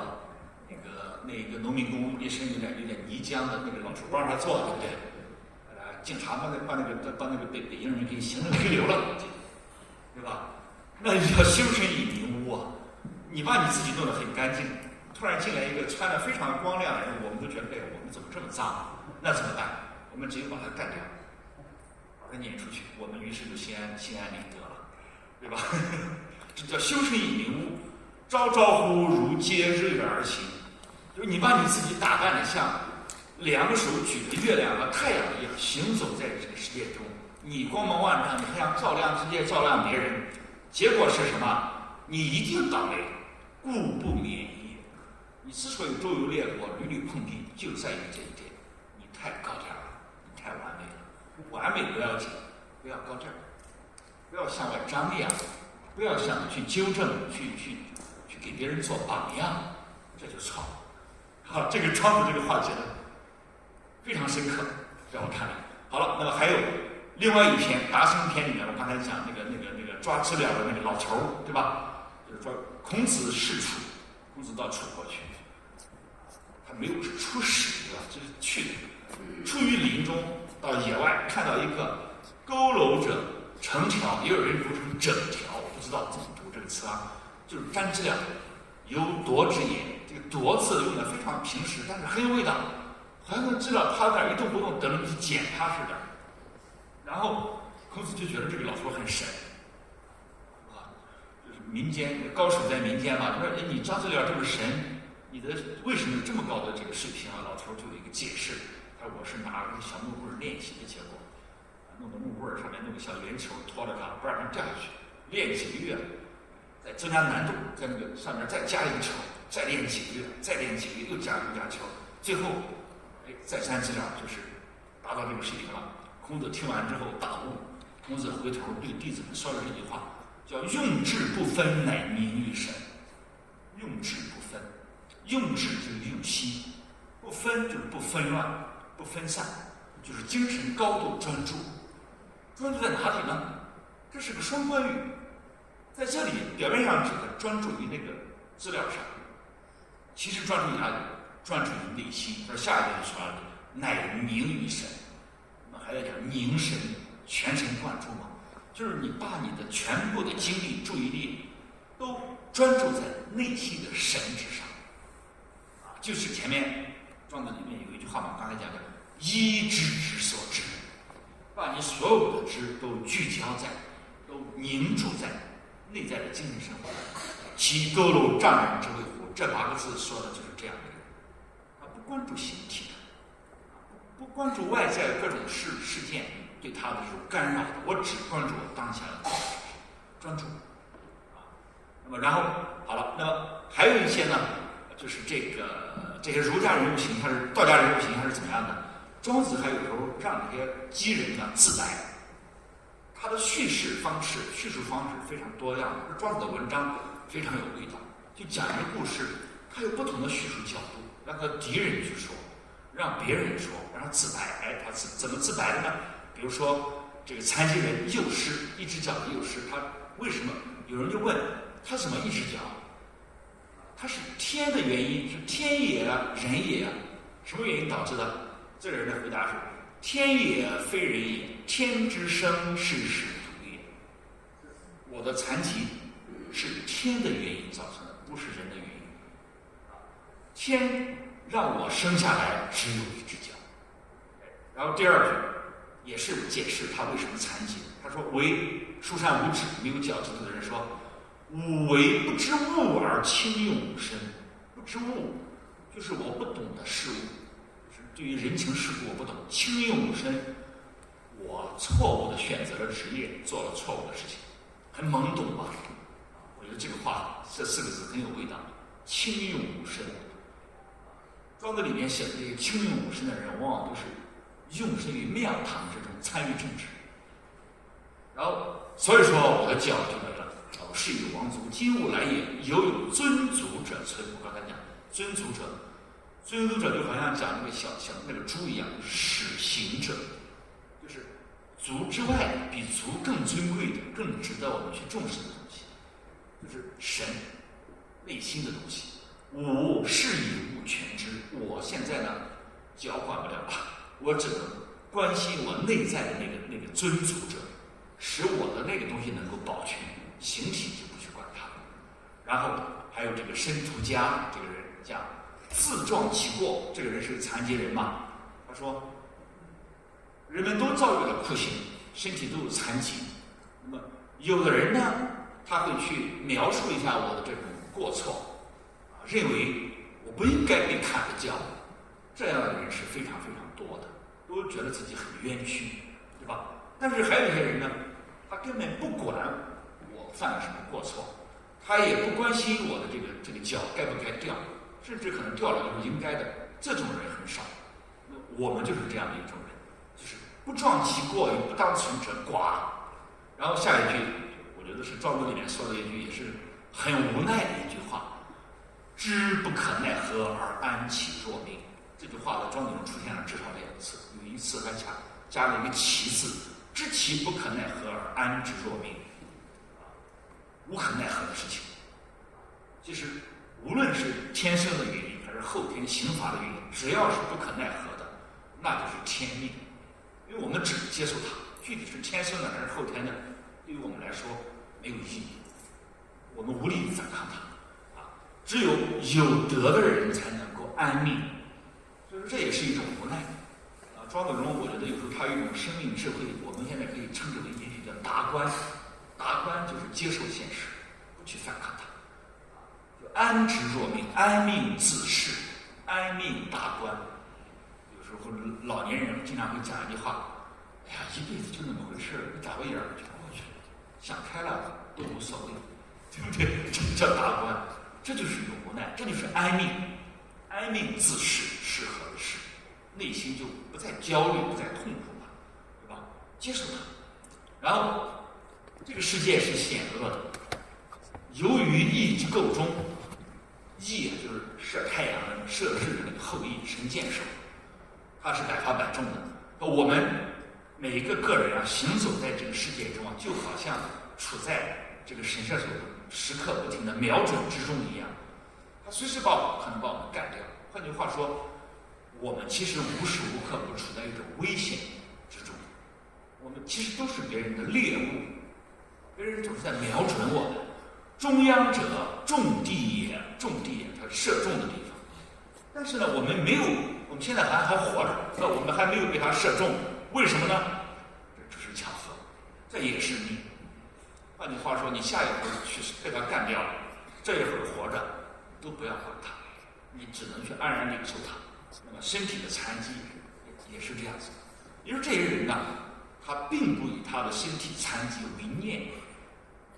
因此，他去接受它，接受它，就内心不再受它的干扰，安命自适，就是把他们的这种专注力啊，从外在的形体生活中收拢回来，转向内心，去过一种精神生活。他放弃了当下的生活，因为当下的生活是没有意义的，是不可能改变的。你说你已经这样了，你还能怎么样？对吧？你只有接受它。另辟蹊径，去找生命的乐趣和意义。那另一句语言我刚才提到过了，支离书与古介书都是两个这个庄子编的名字。两个人关于民国之秋，昆仑之墟啊，这个地方是皇帝之所修，就是编的一些地点啊。然后而柳生于肘，柳就是瘤子的瘤。突然这个人左胳膊上长了个瘤子，其意决然误之，边上那个人以为那个人他很厌恶这个瘤子，然后就问：“子误之乎？”故介书曰：“王欲何物？”王就是无的意思，没有啊，我不讨厌。生者假借也，假之而生生者，成垢也。这是对，就是我为什么不厌恶的一个理由，就是生命只不过是假借。什么叫假借？就像佛教讲因缘和合，各种机缘、各种材料凑合起来，汇聚起来。这生命是一个假象，既然是假象，就像佛教讲，最后那个缘是要散掉的，是要归于空的。因此，我们的生命只不过是尘垢，没有任何的意义，就像灰尘一样，风一吹就没有了。庄子说叫生命如白驹过隙，非常短。此生不过是个昼夜，人生就是一场梦。吾与子观化而化即于我，我和你在看这个天地万物的变化。化是庄子最重要的一个概念，最庄子的一个词。后面我们还会说，现在这个化发生在我身上了，我厌恶它干嘛呢？我正在看它，太奇怪了，胳膊上长个瘤子，真好玩。他这种心态，对不对？我们一般人做不到。就是他是一种欣赏的态度，他把自己外在化，这个事好像跟他无关似的。好，这个就很有意思。以前我记得我看那个，大概是90年代，我看台湾作家三毛的散文。三毛就是一个从小跟别人不大一样的孩子，其中有一个故事，我记得大概是说，大概有一次他碰到一个什么东西，他那时候很小很小，一下子把他的划到骨头了，好像是。他当时没哭也没疼，就仔细看，原来骨头是白的。看那个东西，他很好奇，就这个心态跟我们一般人就非常的不一样。哇，这个也是哈。好，再看这个故事非常长，我想就不在这儿读了吧，这个太长，不然耽误时间。好，我们过去。这个故事写了4个人，4个人其中就有残疾的。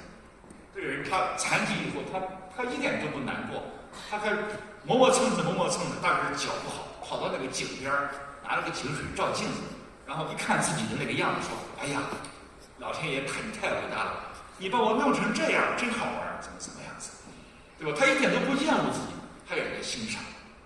他对于天把他塑造成一个残疾人形象，他也没有去埋怨他，一点都没有，他是在一种感谢的一种态度。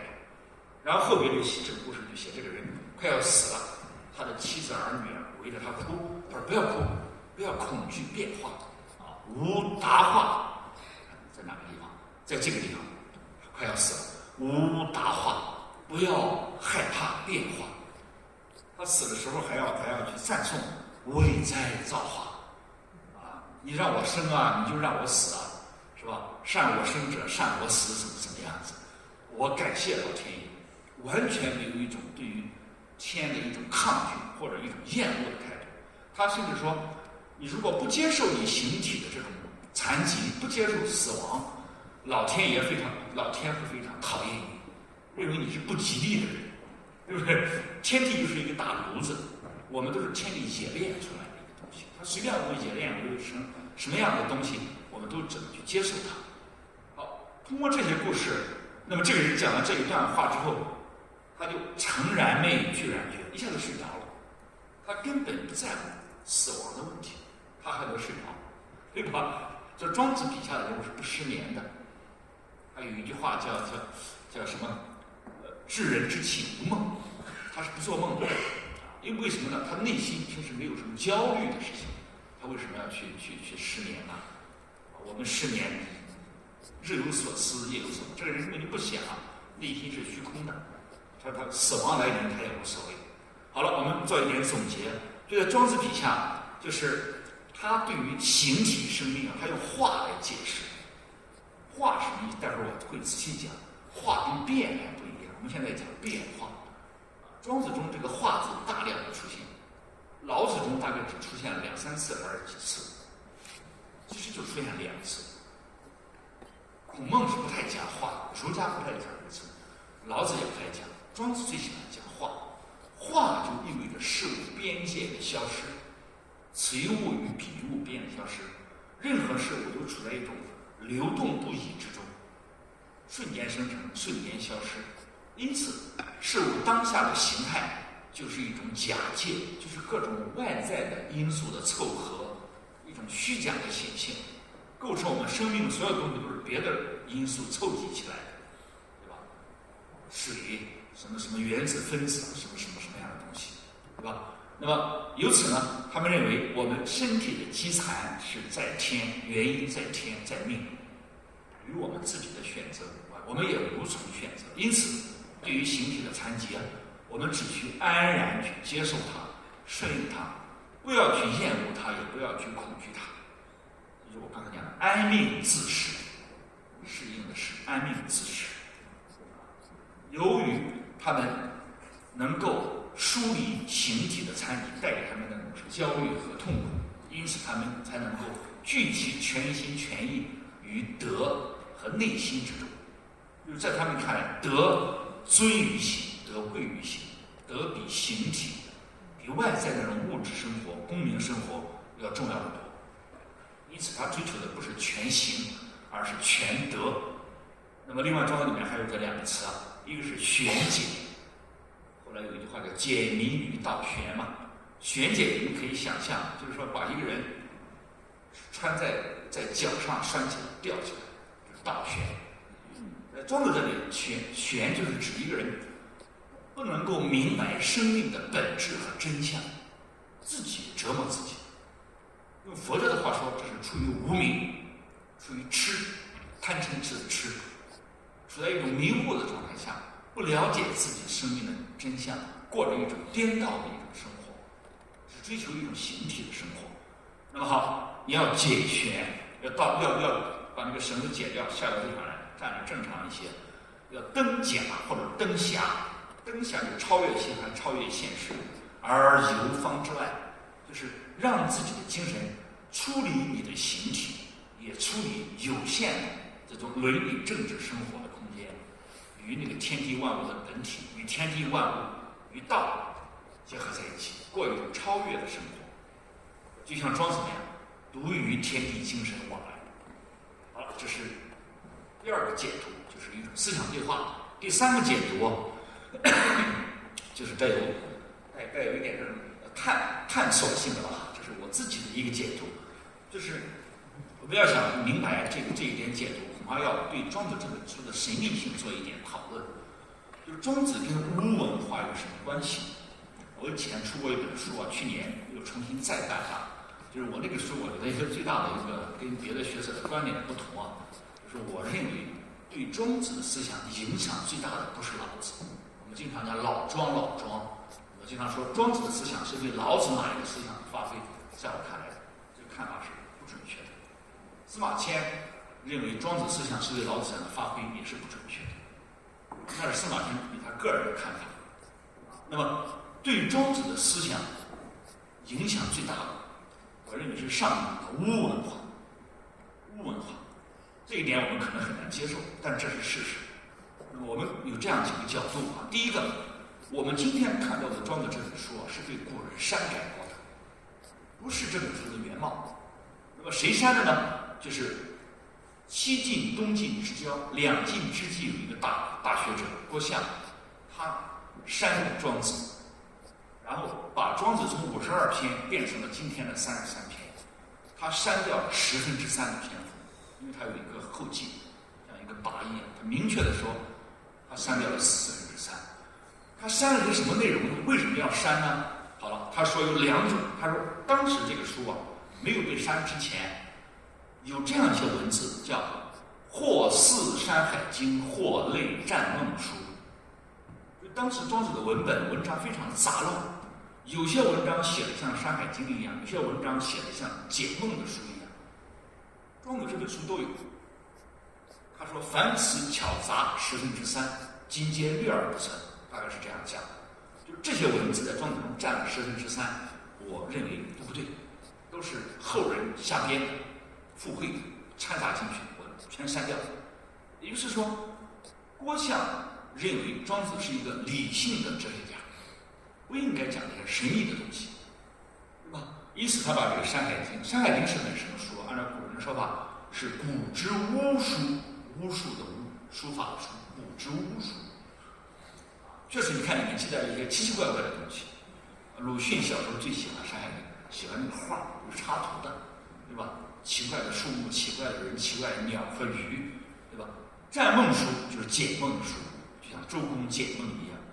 庄子这本书里面，即便郭象山今天仍然还出现了解梦的这个记载，至少有2次解梦。我印象中，一个人是一个木匠，那个树托梦给他，还有一个是讲是哪一个王，我记得好像是周公还是谁，也是讲托梦的一个故事。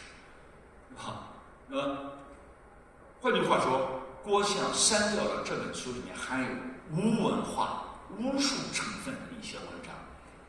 如果没删，我们可以想象这些文字还在，那么今天庄子是不是个哲学家都不好说。我们是通过这本书来理解庄子这个人的。现在这个书告诉我们神神鬼鬼的东西，那他怎么可能是个哲学家？对不对？这就不好说了。那么有一次我讲这个观点，有个老师说：“那按照你这么说，庄子之所以是个哲学家，是郭象塑造的，对不对？”我说：“也许是这样，一定程度上是这样，我们必须承认这个事实，就是一个历史生成的一个结果。然后不光是郭象这样做，就是即便郭象删定了之后，到了现代，我们看庄子这本书，仍然里面有大量神秘主义的东西。比如说诗人闻一多，他在一篇文章的道教的精神中写了这么一段话，他说庄子这本书里面实在充满了神秘思想，删也删不尽这些东西。你要删完了，庄子这本书就没法读了。然后闻一多推测，庄子思想根源可能是某种神秘的，他称之为叫原始宗教，或者更具体点讲，是一种巫教。巫教这个词很有意思哦，我不知道前面有没有人讲过，闻一多先生讲出来了，说庄子哲学是从巫教中分泌出来的质素和精华，同时也是古老巫教的鲜活起因。他认为庄子哲学是高于巫教的，是一种思想的提炼。那有精华就有糟粕，从这个巫教中沉积下来的糟粕在哪里呀？他认为糟粕就是道教，因为道教讲什么？讲巫术，是吧？画个符，治病啊，驱鬼啊，定吉凶啊，怎么样的那个什么咒语啊，符箓之说啊，就是说巫教这样分离了，精华变成了这个哲学，糟粕成了巫术，进入道教那里面去了。也就是说，庄子跟道教是同根同源。即便郭象山这本书里面仍然有大量的神秘主义的内容，很多可以说。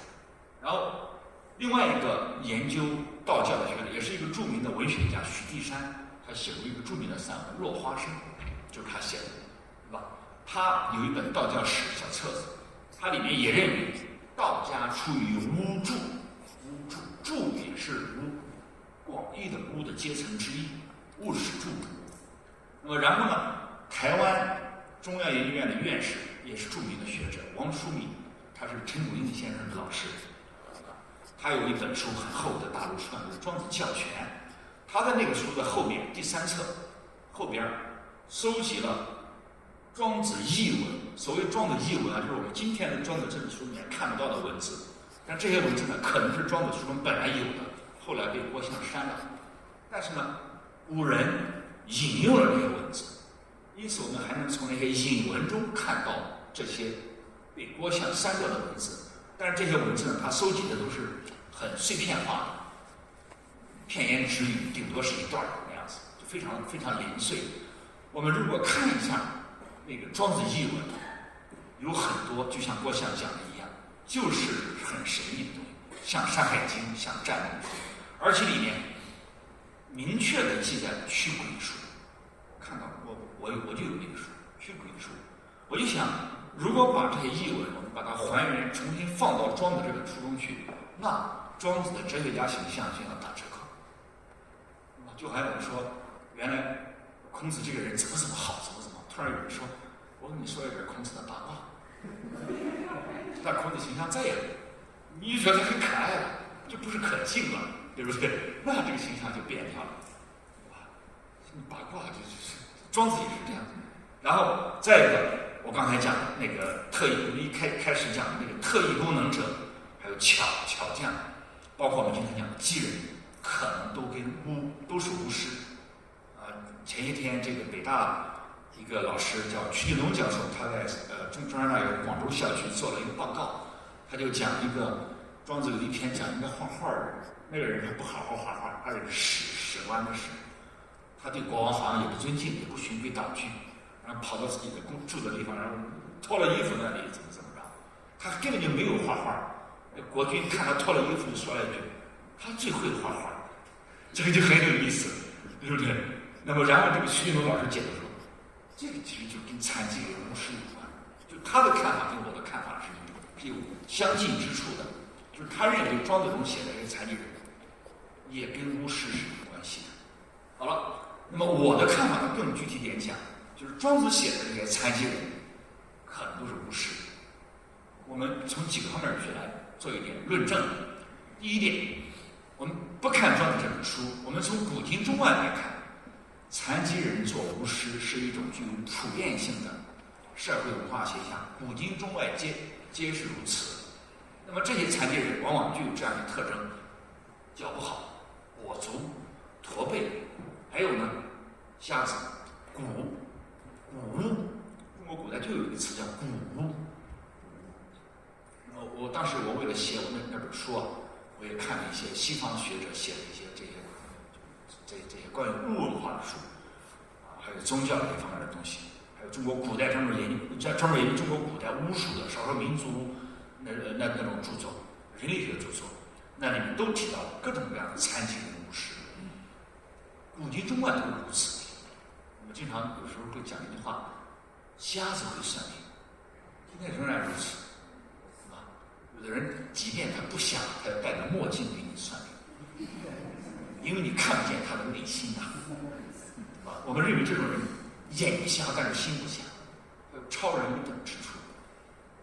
我以前在山东大学工作，我住的那个地方离山大老校园就是比较近，我有时候骑车子去到那个老校园办公室去，路边就有好多算卦的，摆个周易也是蚂蚁下法什么玩意儿。因为我们山大的那个周易很厉害，易学中国古代哲学中心，我就问你懂周易吧？就聊聊，有的就是瘸子，就在那儿算命。今天仍然如此，残疾人做巫师。我想为什么这样？我觉得可能是说什么呢？就是物以稀为贵，这种人越少，可能人们就是认为他有一种特异的一种禀赋，特异的一种功能。上帝单独的造出来这种人，他的形体残疾，因为他的智力就超群，可能是出于这样一种社会心理吧。我没有做过研究哈。好，因此我们根据这一条去推导结论，就是庄子笔下的饥残人很可能与当时受到社会建设和排斥的部分巫者群体有关，甚至这些人可能原本就是巫师。好，我们做几点推论，根据这一条。第一条就是战国时期啊，庄子生活的战国时期，当时确实有残疾人做巫师的现象。比如说《荀子·王制篇》提到有这么一段话，就是“象阴阳，占晋兆”，占晋兆，晋就是云气啊，就像诸葛亮夜观天象一样，看这个是什么紫气东来，要有什么事情发生，对吧？钻龟陈卦。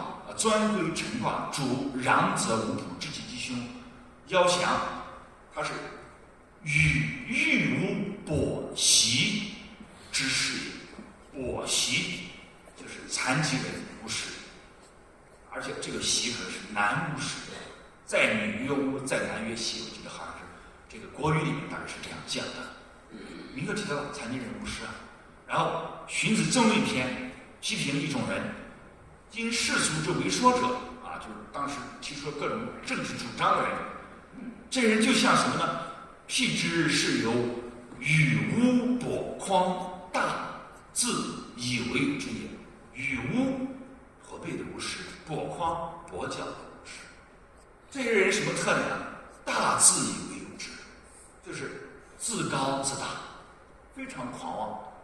就这些人，这些残疾人巫师非常狂妄。认为自己有超群的智慧，那些主张各种政治观点的人跟这种人差不多。荀子这个话其实就是我觉得一条，他指出来当时有残疾人巫师；第二个，他指出来这些残疾人巫师他们的精神面貌。什么面貌呢？就是自高自大，对吧？他没有自贬自损。那么这些人呢，虽然是巫师，但是他们在当时社会地位非常高，是受社会排挤的。为什么会受社会排挤呢？我们可以从《礼记》中来看，得到一种反面的一种解释。《礼记》中啊，批评祭祀的时候身体不正，因为《礼记》是讲礼的嘛，讲各种各样的礼。比如他说立勿跛，站着的时候不能一条腿站。我们说经常说一个小孩儿，你看你那个样子，站着坐像葛优躺，对吧？大家都知道葛优躺，写了一身都这样，就那样不像话的样子，对吧？站立要站得正，然后愚者不袒，驼背的人不要袒露衣服；跛者不勇。本来脚就不好，你还想跳着往前走，还想跑，非其不卑也。这是讲在祭祀的时候，不是说这些人呢他身体或者说他姿态不正，不是说这个人必然的不悲痛，但是呢他身有顾忌，不可以背礼也。他这些人身体残疾或者姿态不正，用这个方式来去让他们参与到礼的活动中，或者说礼的主持者，这个礼是不完备的。为什么呢？对神灵、对祭祀的对象是不尊敬的。你要找一些能够长得非常标准的人，动作很规范的人来做礼的活动。也就是说，礼乐文化后来的发展越来越有一种什么要求啊？规整化，动作规整。说就好像天安门广场那个国旗班升旗都是很帅哥，不会选这个身体不太好的人吧？提正步的人。这是礼的一种审美化的一种标准，审美化、规整化的一种。因此，这些残疾人巫师就会被慢慢淘汰掉。啊，然后还说有司跛矣以礼祭，这个也是祭祀啊。跛矣就是这个脚不好，还斜靠一个什么东西来去搞祭祀，其为不敬大，这对神明的不敬，跟刚才那个是一样的，对吧？就是当时礼乐文化的发展。这个残疾人巫师必然会受到排斥。再一个，第二，残疾人为巫的现象不仅是庄子中有，战国时期古代早就有了，但是他们的命运却很悲惨。比如说李林北大教授陈梦江老一辈的学早就去世了，什么考古学家、人类学家，他们就曾经提到，商代就有焚汪的祭天求雨的这种巫术。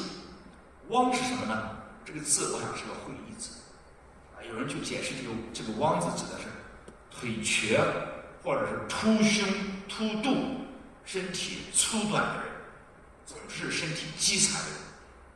那么这些人会被拿来烧死以后祭天，上天去传达神意去了。那么这是巫术，也有人称为叫反巫术。不是以尊重巫师的方式，而是以迫害巫师的方式来搞巫术，反巫术。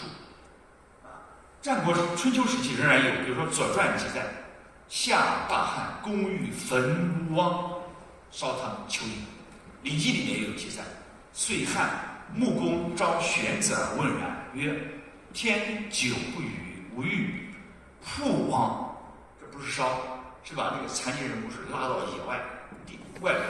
天气热，晒你而下雨求雨，为什么呢？老天一看到晒他，可怜他，就下雨了。有人是这样解释的啊，这个到底怎么个原理，我们也搞不清楚，对吧？啊，还有董仲舒都到了汉代了，汉武帝时期了，他的著作里面还有提起，说春旱求雨，曝乌巨汪8日。秋曝乌汪9日，这都是些残疾人巫师，他们的命运非常悲惨，是虐待的对象。由此我们就可以理解，庄子中的这些残疾人啊，他为什么都处在社会的底层，而他们命运非常的悲惨。由此就可以得到一个社会的历史的一个解释，这是必然的一个命运啊。然后好，庄子这本书里面就有一个活生生的一个例子，他就是一个残疾人巫师，那就是我刚才提到的这个支离叔，他就是身在民间，身体高度的饥残，这脸引到肚脐眼这个地方去了，没有腰，两个大腿骨头就是腰，然后头发指这个天，驼背，然后这个什么五脏的器官朝着天的怎么样，反正是高度的饥残。这个人干什么职业呢？叫搓针治泻，足以糊口；骨切不精，足以饲食人。搓针治泻就是指他做这种缝纫缝补，洗涮，洗衣工缝纫，他可以养活自己，就这个收入很低。但是下面干了一个工作，这个赚钱就很多，叫骨切剥精，这就是巫术。骨切指的是用蛇试草的方式，注意要取卦，拿那个试草怎么弄，怎么分，大眼之数怎么样取卦，或者兼用钻龟的方法来占卦。剥精是指把那个精米撒在神位前，讨好神灵，然后求得神意。总之，骨切剥精是巫术，这个收入很高，可以养活10个人。前边那个工作体力活，对吧？只能养活他一个人糊口，这可以养活10个人，这个人收入还是很高的。那么这个很显然是什么呢？在这里，巫术成了他的一种谋生的一种商业活动，是他的一种技能。那么这种技能啊，就是巫术商业化，此前在《墨子》中就有记载，而且里面明确的说，这个活动巫术收入很高。这个人不就是这样的吗？那么这个人叫支离叔，庄子后面有一个议论，这个人叫支离其形，支离形体，形体残疾怎么样？那我们还可以支离其德，支离其德跟全德正好相反，但是那个全德的德是一个正面的，庄子要肯定的德，而支离的那个德，庄子是要摧毁的那个德，是一个世俗意义上的德。换句话说，我要解构那个众所公认的那个德，我要偏离常人的那样一种标准。那么这个人既支离其形，又支离其德，就是我故意不符合众人的标准，不符合规格。那么好，第4，我们还可以从公众对积残人巫师的态度，以及这些积残人巫师的自恃自处之道上，来跟庄子做一个这些残疾人做一个比较。按照这有一个人，我写了一个人名叫莫斯，是法国的人类学家，他就写了一本关于巫术的书。他在里面提到，这些残疾人或者巫师，经常是一种强烈的社会情感对象。人们对他们看到这些人，经常是什么呢？是疑惑、厌恶、不安、惊惧、排斥，把这些人看成是反常人、边缘人，你跟我不一样，你是世外之人。我们好，这种态度来看，在庄子这本书里面，别人是怎么看这些残疾人？恰恰这种态度被莫斯的话所说中了。比如说，公文轩看见一只脚的幼师，庄子的原文是“乃惊曰”，很惊讶，对吧？是何人也？这是个什么人呐？就没见过，因为他很反常，呜呼无界也，怎么只有一只脚？然后德充府篇讲那个悟者王台，常记说是何人也？就是对他们很不解，非常困惑，就怎么还能有这样的一种人？然后对于那个恶人哀台陀，庄子里面一句话叫“以恶害天下”，因为长得很丑，吓死天下人，天下人感到恐惧，对吧？鲁昭公见了他，仍然也是果以恶害天下，确实能吓死个人，这样的情况。还有至乐篇说他的胳膊上的瘤子决决然恶之，这个恶就指众人，众人厌恶他胳膊上的瘤子，厌恶拒斥的一种态度。好，反过来我们看这些巫师、残疾人，他们怎么样看待自己？他们怎么对待自己的形体和内心？那么在我看来，就像那个荀子讲，他们自高自大，他们绝对没有一点自轻自贱的那种味道，他们是他们讲这些话，他们的自白带有一种自我申辩，或者进入一种精神抗争的一种意味。比如他们经常，第一个，他们经常认为他们身体的残疾是天的原因，不是我造成的，不是我犯了错，跟我做的事情无关，是老天爷的原因导致的。然后呢，内心呢，他们主张用这句话来做一个解释：行有所长，德有所长，行有所望。他们更看重自己的德之长，长处、突出之处。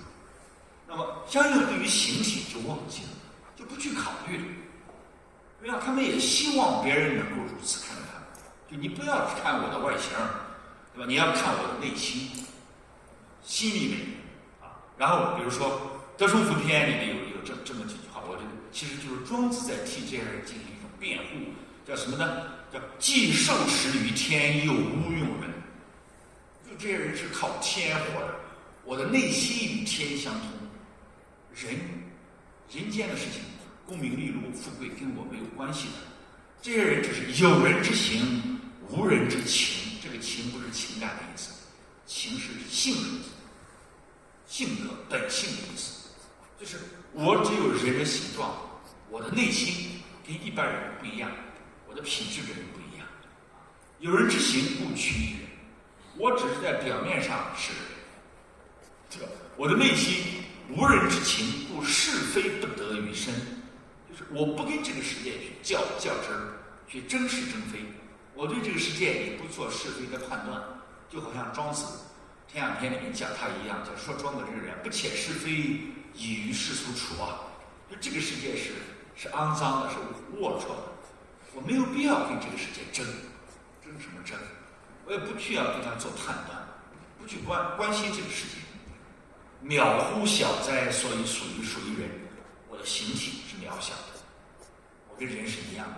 但是傲乎大哉，独成其天。这些人就是独成其天，就是把他们的内心，把他们的德跟天相类、相提并论、相互为一。他过着一种人间的世俗生活，但是他的内心过着一种超越的一种生活。他是天民，是天人，他不是人之人，是天之人。大同诗篇有一句话，我觉得也是在替鸡人辩护的：鸡人者，基于人而谋于天。就这些人跟人是格格不入的，是不相类的。谋于天是与天相类。就是在精神上、灵魂上、品德上，跟天是相依的。作为人，他只不过是暂时寄予其年罢了。人是生命历程的一个环节，它是跟天始终如一的。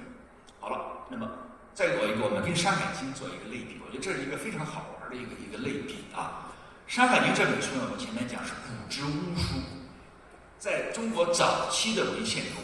《山海经》这本书一般是被认为成熟于战国的中后期，当然，这个成熟时间是没有确定答案的，可能是很晚的战国的末期，甚至汉初也是可能的。但是我们一般都认为它是先秦文献。在先秦所有的文献中，只有2本书大量的描写这种畸形的、残缺的形象，一个是庄子，一个就是《山海经》。《山海经》里边写的不光有畸形的人，还有畸形的神，很有意思。还有畸形的神、畸形的兽、畸形的鸟、鱼、虫、草木。这个不仅让我联系什么，庄子中也经常写畸形的树，写那个树长得歪七扭八，很不成材，但是这个树长得非常非常高，它也很长寿。庄子称这种木叫什么呢？叫散木。你看这个“散”字，跟那个支离破碎的支离，其实是一个意思。支离不就是散吗？另外呢，庄子还写一种叫散人。散人就是散人，畸形的人，稀奇古怪的，不符合规范规格的这样的一种人，反主流的这样一种人。好了，那么《山海经》里面，我上周我把这个我随便翻了一下这个书，我找了几个形象，就是只讲畸形人的树木，那些鸟兽的畸形的我都没有找。比如说算了9条。有人反臂，名曰天宇，胳膊是倒着长的，长在后边。有人一个眼睛，面中生杨二郎，3只眼，他这1只眼在中间，是吧？还有一个胳膊一臂国在其北，他是一个胳膊，一个眼睛，一个鼻孔，高度畸形。然后还有行天五干七，这个故事我们知道。行天于地争神，地断其手，葬之长阳之山，乃以汝为目，以其为口。他还活着，是吧？没有脑袋了，他还拿着他那个斧头，那个东西在挥舞，还在抗争。然后周绕国在其东，其为人短小，矮人国，小人国。还有下面一个有意思了，交颈国在其东，其为人交颈，就是脚长得天生拧在一起了。这种人不仅让我们想起刚才我们提到那个武汪，有人说就是那个脚拧在一起的。还有柔力国，什么在一目东，为人一手一足反其屈足居上，这个脚大概也长得不大对。依云什么什么国，还有神人长得很奇怪，有神人2把，胳膊是连着的，怎么样？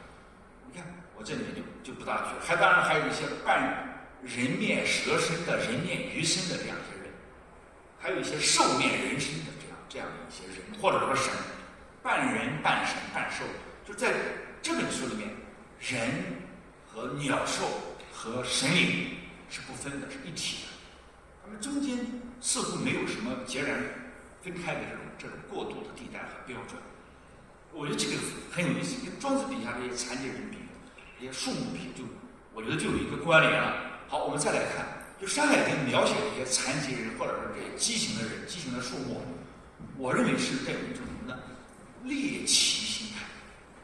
猎奇就是很显然是中原人的中间的那种，就是文明地区的人对于域外地区、边缘地区人的那种眼光，带有一种居高临下的、鄙视的、猎奇的那种态度。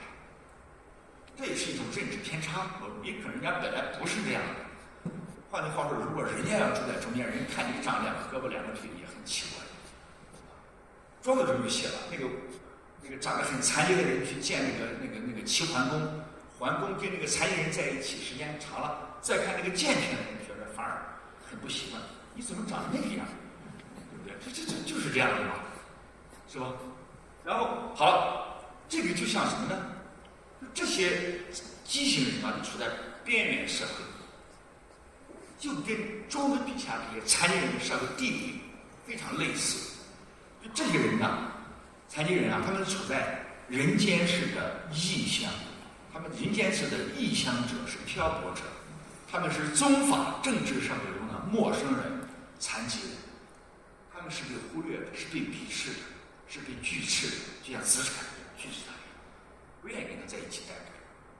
好了，那么还有一条呢，就是我认为《山海经》这本书跟庄子他们的基残形象，其实还体现了一种共同的污媚精神，或者说一种污媚信念。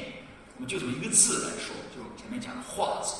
化是庄子哲学最核心的一个词语，它跟另外一个词是正好是对立的。分就是讲分别，界限分明，它意味着标准，意味着分界。化就意味着分别标准的消失。那么这2个字都同时出现在庄周梦蝶那个寓言中。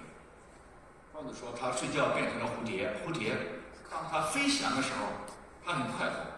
这个蝴蝶并没有意识到它自己是庄子变的，然后突然梦醒，这个蝴蝶变成了庄子，蝴蝶不见了，庄子此时也不知道它是蝴蝶变的，但是他一想，蝴蝶和庄子必有分也，用了这个分字，就是2个东西一定有分别。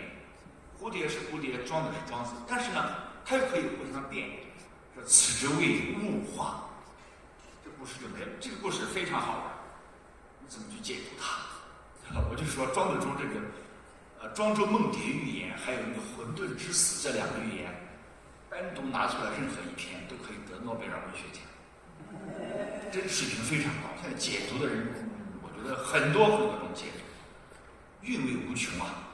好了，那么这个“化”字，你看《庄子》这本书里面开篇就有讲的是画那个大鹏，那个鲲鹏之画。那个《逍遥游》一开篇，那个鱼非常非常大的鱼变成了一个大鸟，是吧？鲲之大，不知其几千里也。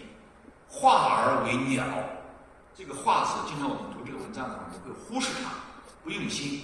其实这个字非常重要。然后这是鱼变成了鸟，你看，我们说一个在水里游，一个在天上飞，两个东西完全不一样。我们也许会问，为什么要画？他画的动力何在？他是怎样画的？庄子根本就不讲，对他来说这个很正常，他就变成了一只鸟，对吧？他也没有像孙悟空这个72变念念咒一样，他没有变，没有念咒，他就直接就变成了一只鸟。也就是说，对于庄子来说，一个事物变成另外，我们姑且用变这个字哈，变成另外一个事物，这是很正常的。我们只管去描述就行了。你看不见，庄子可以看得见。就好像我们说一个什么一个蝌蚪，几天不见变成了一个大青蛙一样，这是一个很正常的现象，对他来说。然后还有这个，刚才我们前面读到过，这个人做梦见自己变成鱼，变成鸟在天上飞，这都是正常的。梦境可以让我们混淆真实和虚幻的区别。也就可以在其中化解两个事物之间的界限。事物之间是生生不息的，是流转不已的。此一事物与彼一事物之间没有界限，万物一体。这是一种巫的一种世界观，这是他对于世界万物之间关系的一种看法。好了，我们再看《山海经》。《山海经》这本书里面也是多次出现了化字，曾经简算。比如说，其中提到谷这个人名，它变成了鸟；还有我们经常讲的一个寓言，精卫填海。精卫是个人，这个女娲淹死了，后来变成鸟，她要把那个海填上。人可以变成鸟，这跟庄子里面写的差不多。还有鱼变成鸟，《山海经》里也有。还有帝女化为草，还有夸父的追太阳那个夸父，他的拐杖变成了一片树林。还有蛇化为鱼，还有女娲之长化为神。哎，这个化字就是我刚才讲的，这就是一种巫的世界观、宇宙观。他就认为世界万物没有界限，万物是一体的，是连续的，是相通的。那么，另外呢，我们如果用变形的观念来解释，我也很有意思。我这里面造了两个词，就是叫已经完成的变形和进行中的变形。什么叫已完成的？比如说鱼变成了鸟，鲲化为鹏，庄周变成了蝴蝶，都是已经变成了的。我们在庄子的身上看不见蝴蝶的影子，在蝴蝶的身上看不见庄子的影子，对吧？但是看那个电影电视剧《西游记》，孙悟空跟杨二郎战斗的时候，孙悟空变成个小庙，他那个尾巴怎么变都变不掉，对不对？他这个变形啊，就是没有完成的，还在进行中，还在进行中。他什么时候变成了人，那个尾巴就没有了。不要那个旗杆插到那个庙后头去了，对不对？那个动画片里有。好了，就是这个变形是没有完成的。那么在我看来，这个《山海经》里面写的这些身上半人半兽，人面蛇身，蛇面人身，虎面人身，虎面鱼身的这些不同，就像龙一样，对吧？是各种动物的一个那个片段器官的组合体。其实它是就在变形之中，它是没有完成的变形，因此它兼有那个变形的起始点的那个事物的那些部件，又有将要变为的那个目标的那个事物的一些部件。它是合而为一的，处在中间状态，正在变形之中啊，是吧？所以说，在我看来，那么这个庄子《大同诗篇》里面讲的这两句话，就是把你的左胳膊变成鸡，把你的右胳膊变成那个弹弓，把你的屁股变成一个车轮，这就是在变形之中，支离当下的这个身体状态正在裂解之中。还你正在往另外一个形体、另外一种生命的状态转化，但是这个转化呢还没有完成。同样，这个人胳膊上长一个瘤子，长一个大疙瘩也是这个样子，就化机于我，变化发生在我身上，我正在变形。就是我们以前我有一个也不算朋友吧，他开了一本书叫《变形记》，他不是那个卡夫卡那个变形记，其实就可以放在庄子这里来理解，畸形人也理解。你看他变成了甲壳虫之后，大家都鄙视他，不厌恶他，跟庄子里面这些残疾人的社会地位、遭受的社会眼光是一样的。我那个朋友写的那个变形记是讲他的儿子。你说女大十八变，男孩也是越大越变化，他一点点的怎么像一个顽童长一个大的高大的一个年轻人的，这也是一个变形。我们都在变，人要老了不死，还变成妖怪了。老而不死是为妖，是为怪，对吧？所以从这个角度去理解，其实庄子写的这些人啊，其实他们身上就是用一种污媚的信念、化的信念来解释自我生命的这种当下的身体状态的。好了，庄子这书中通过描写这些残疾人表达的污媚精神是什么呢？我用两句话来概括，一个就是天地与我并生，而愿万物与我为一，就是万物一体，天人合一。第二个，表现在庄子身上作为一种生命精神，庄子本人表现出来的就是独与天地精神往来，形体的事情不要考虑，放在第二位。然后上与造物者游，就我跟这个世界万物的创造者道与他相交流，与道相合一。但是在世俗生活中，我也不寂寞，我还有一些什么由于形骸之内之人，就有一些道有精神的朋友，叫什么呢？下于外死生无始终者为。外死生无始终，就是指超越生命的死生终始，就是这个死生终始是形体的死生终始。我与这个人交朋友，我们过的是一种精神的一种生活，是精神的朋友。我认为庄子的这个基残人形象就可以做这三个层次的解读，这三个层次也是由高到低的三个层次的解读。好吧，今天报告就到这里。谢谢。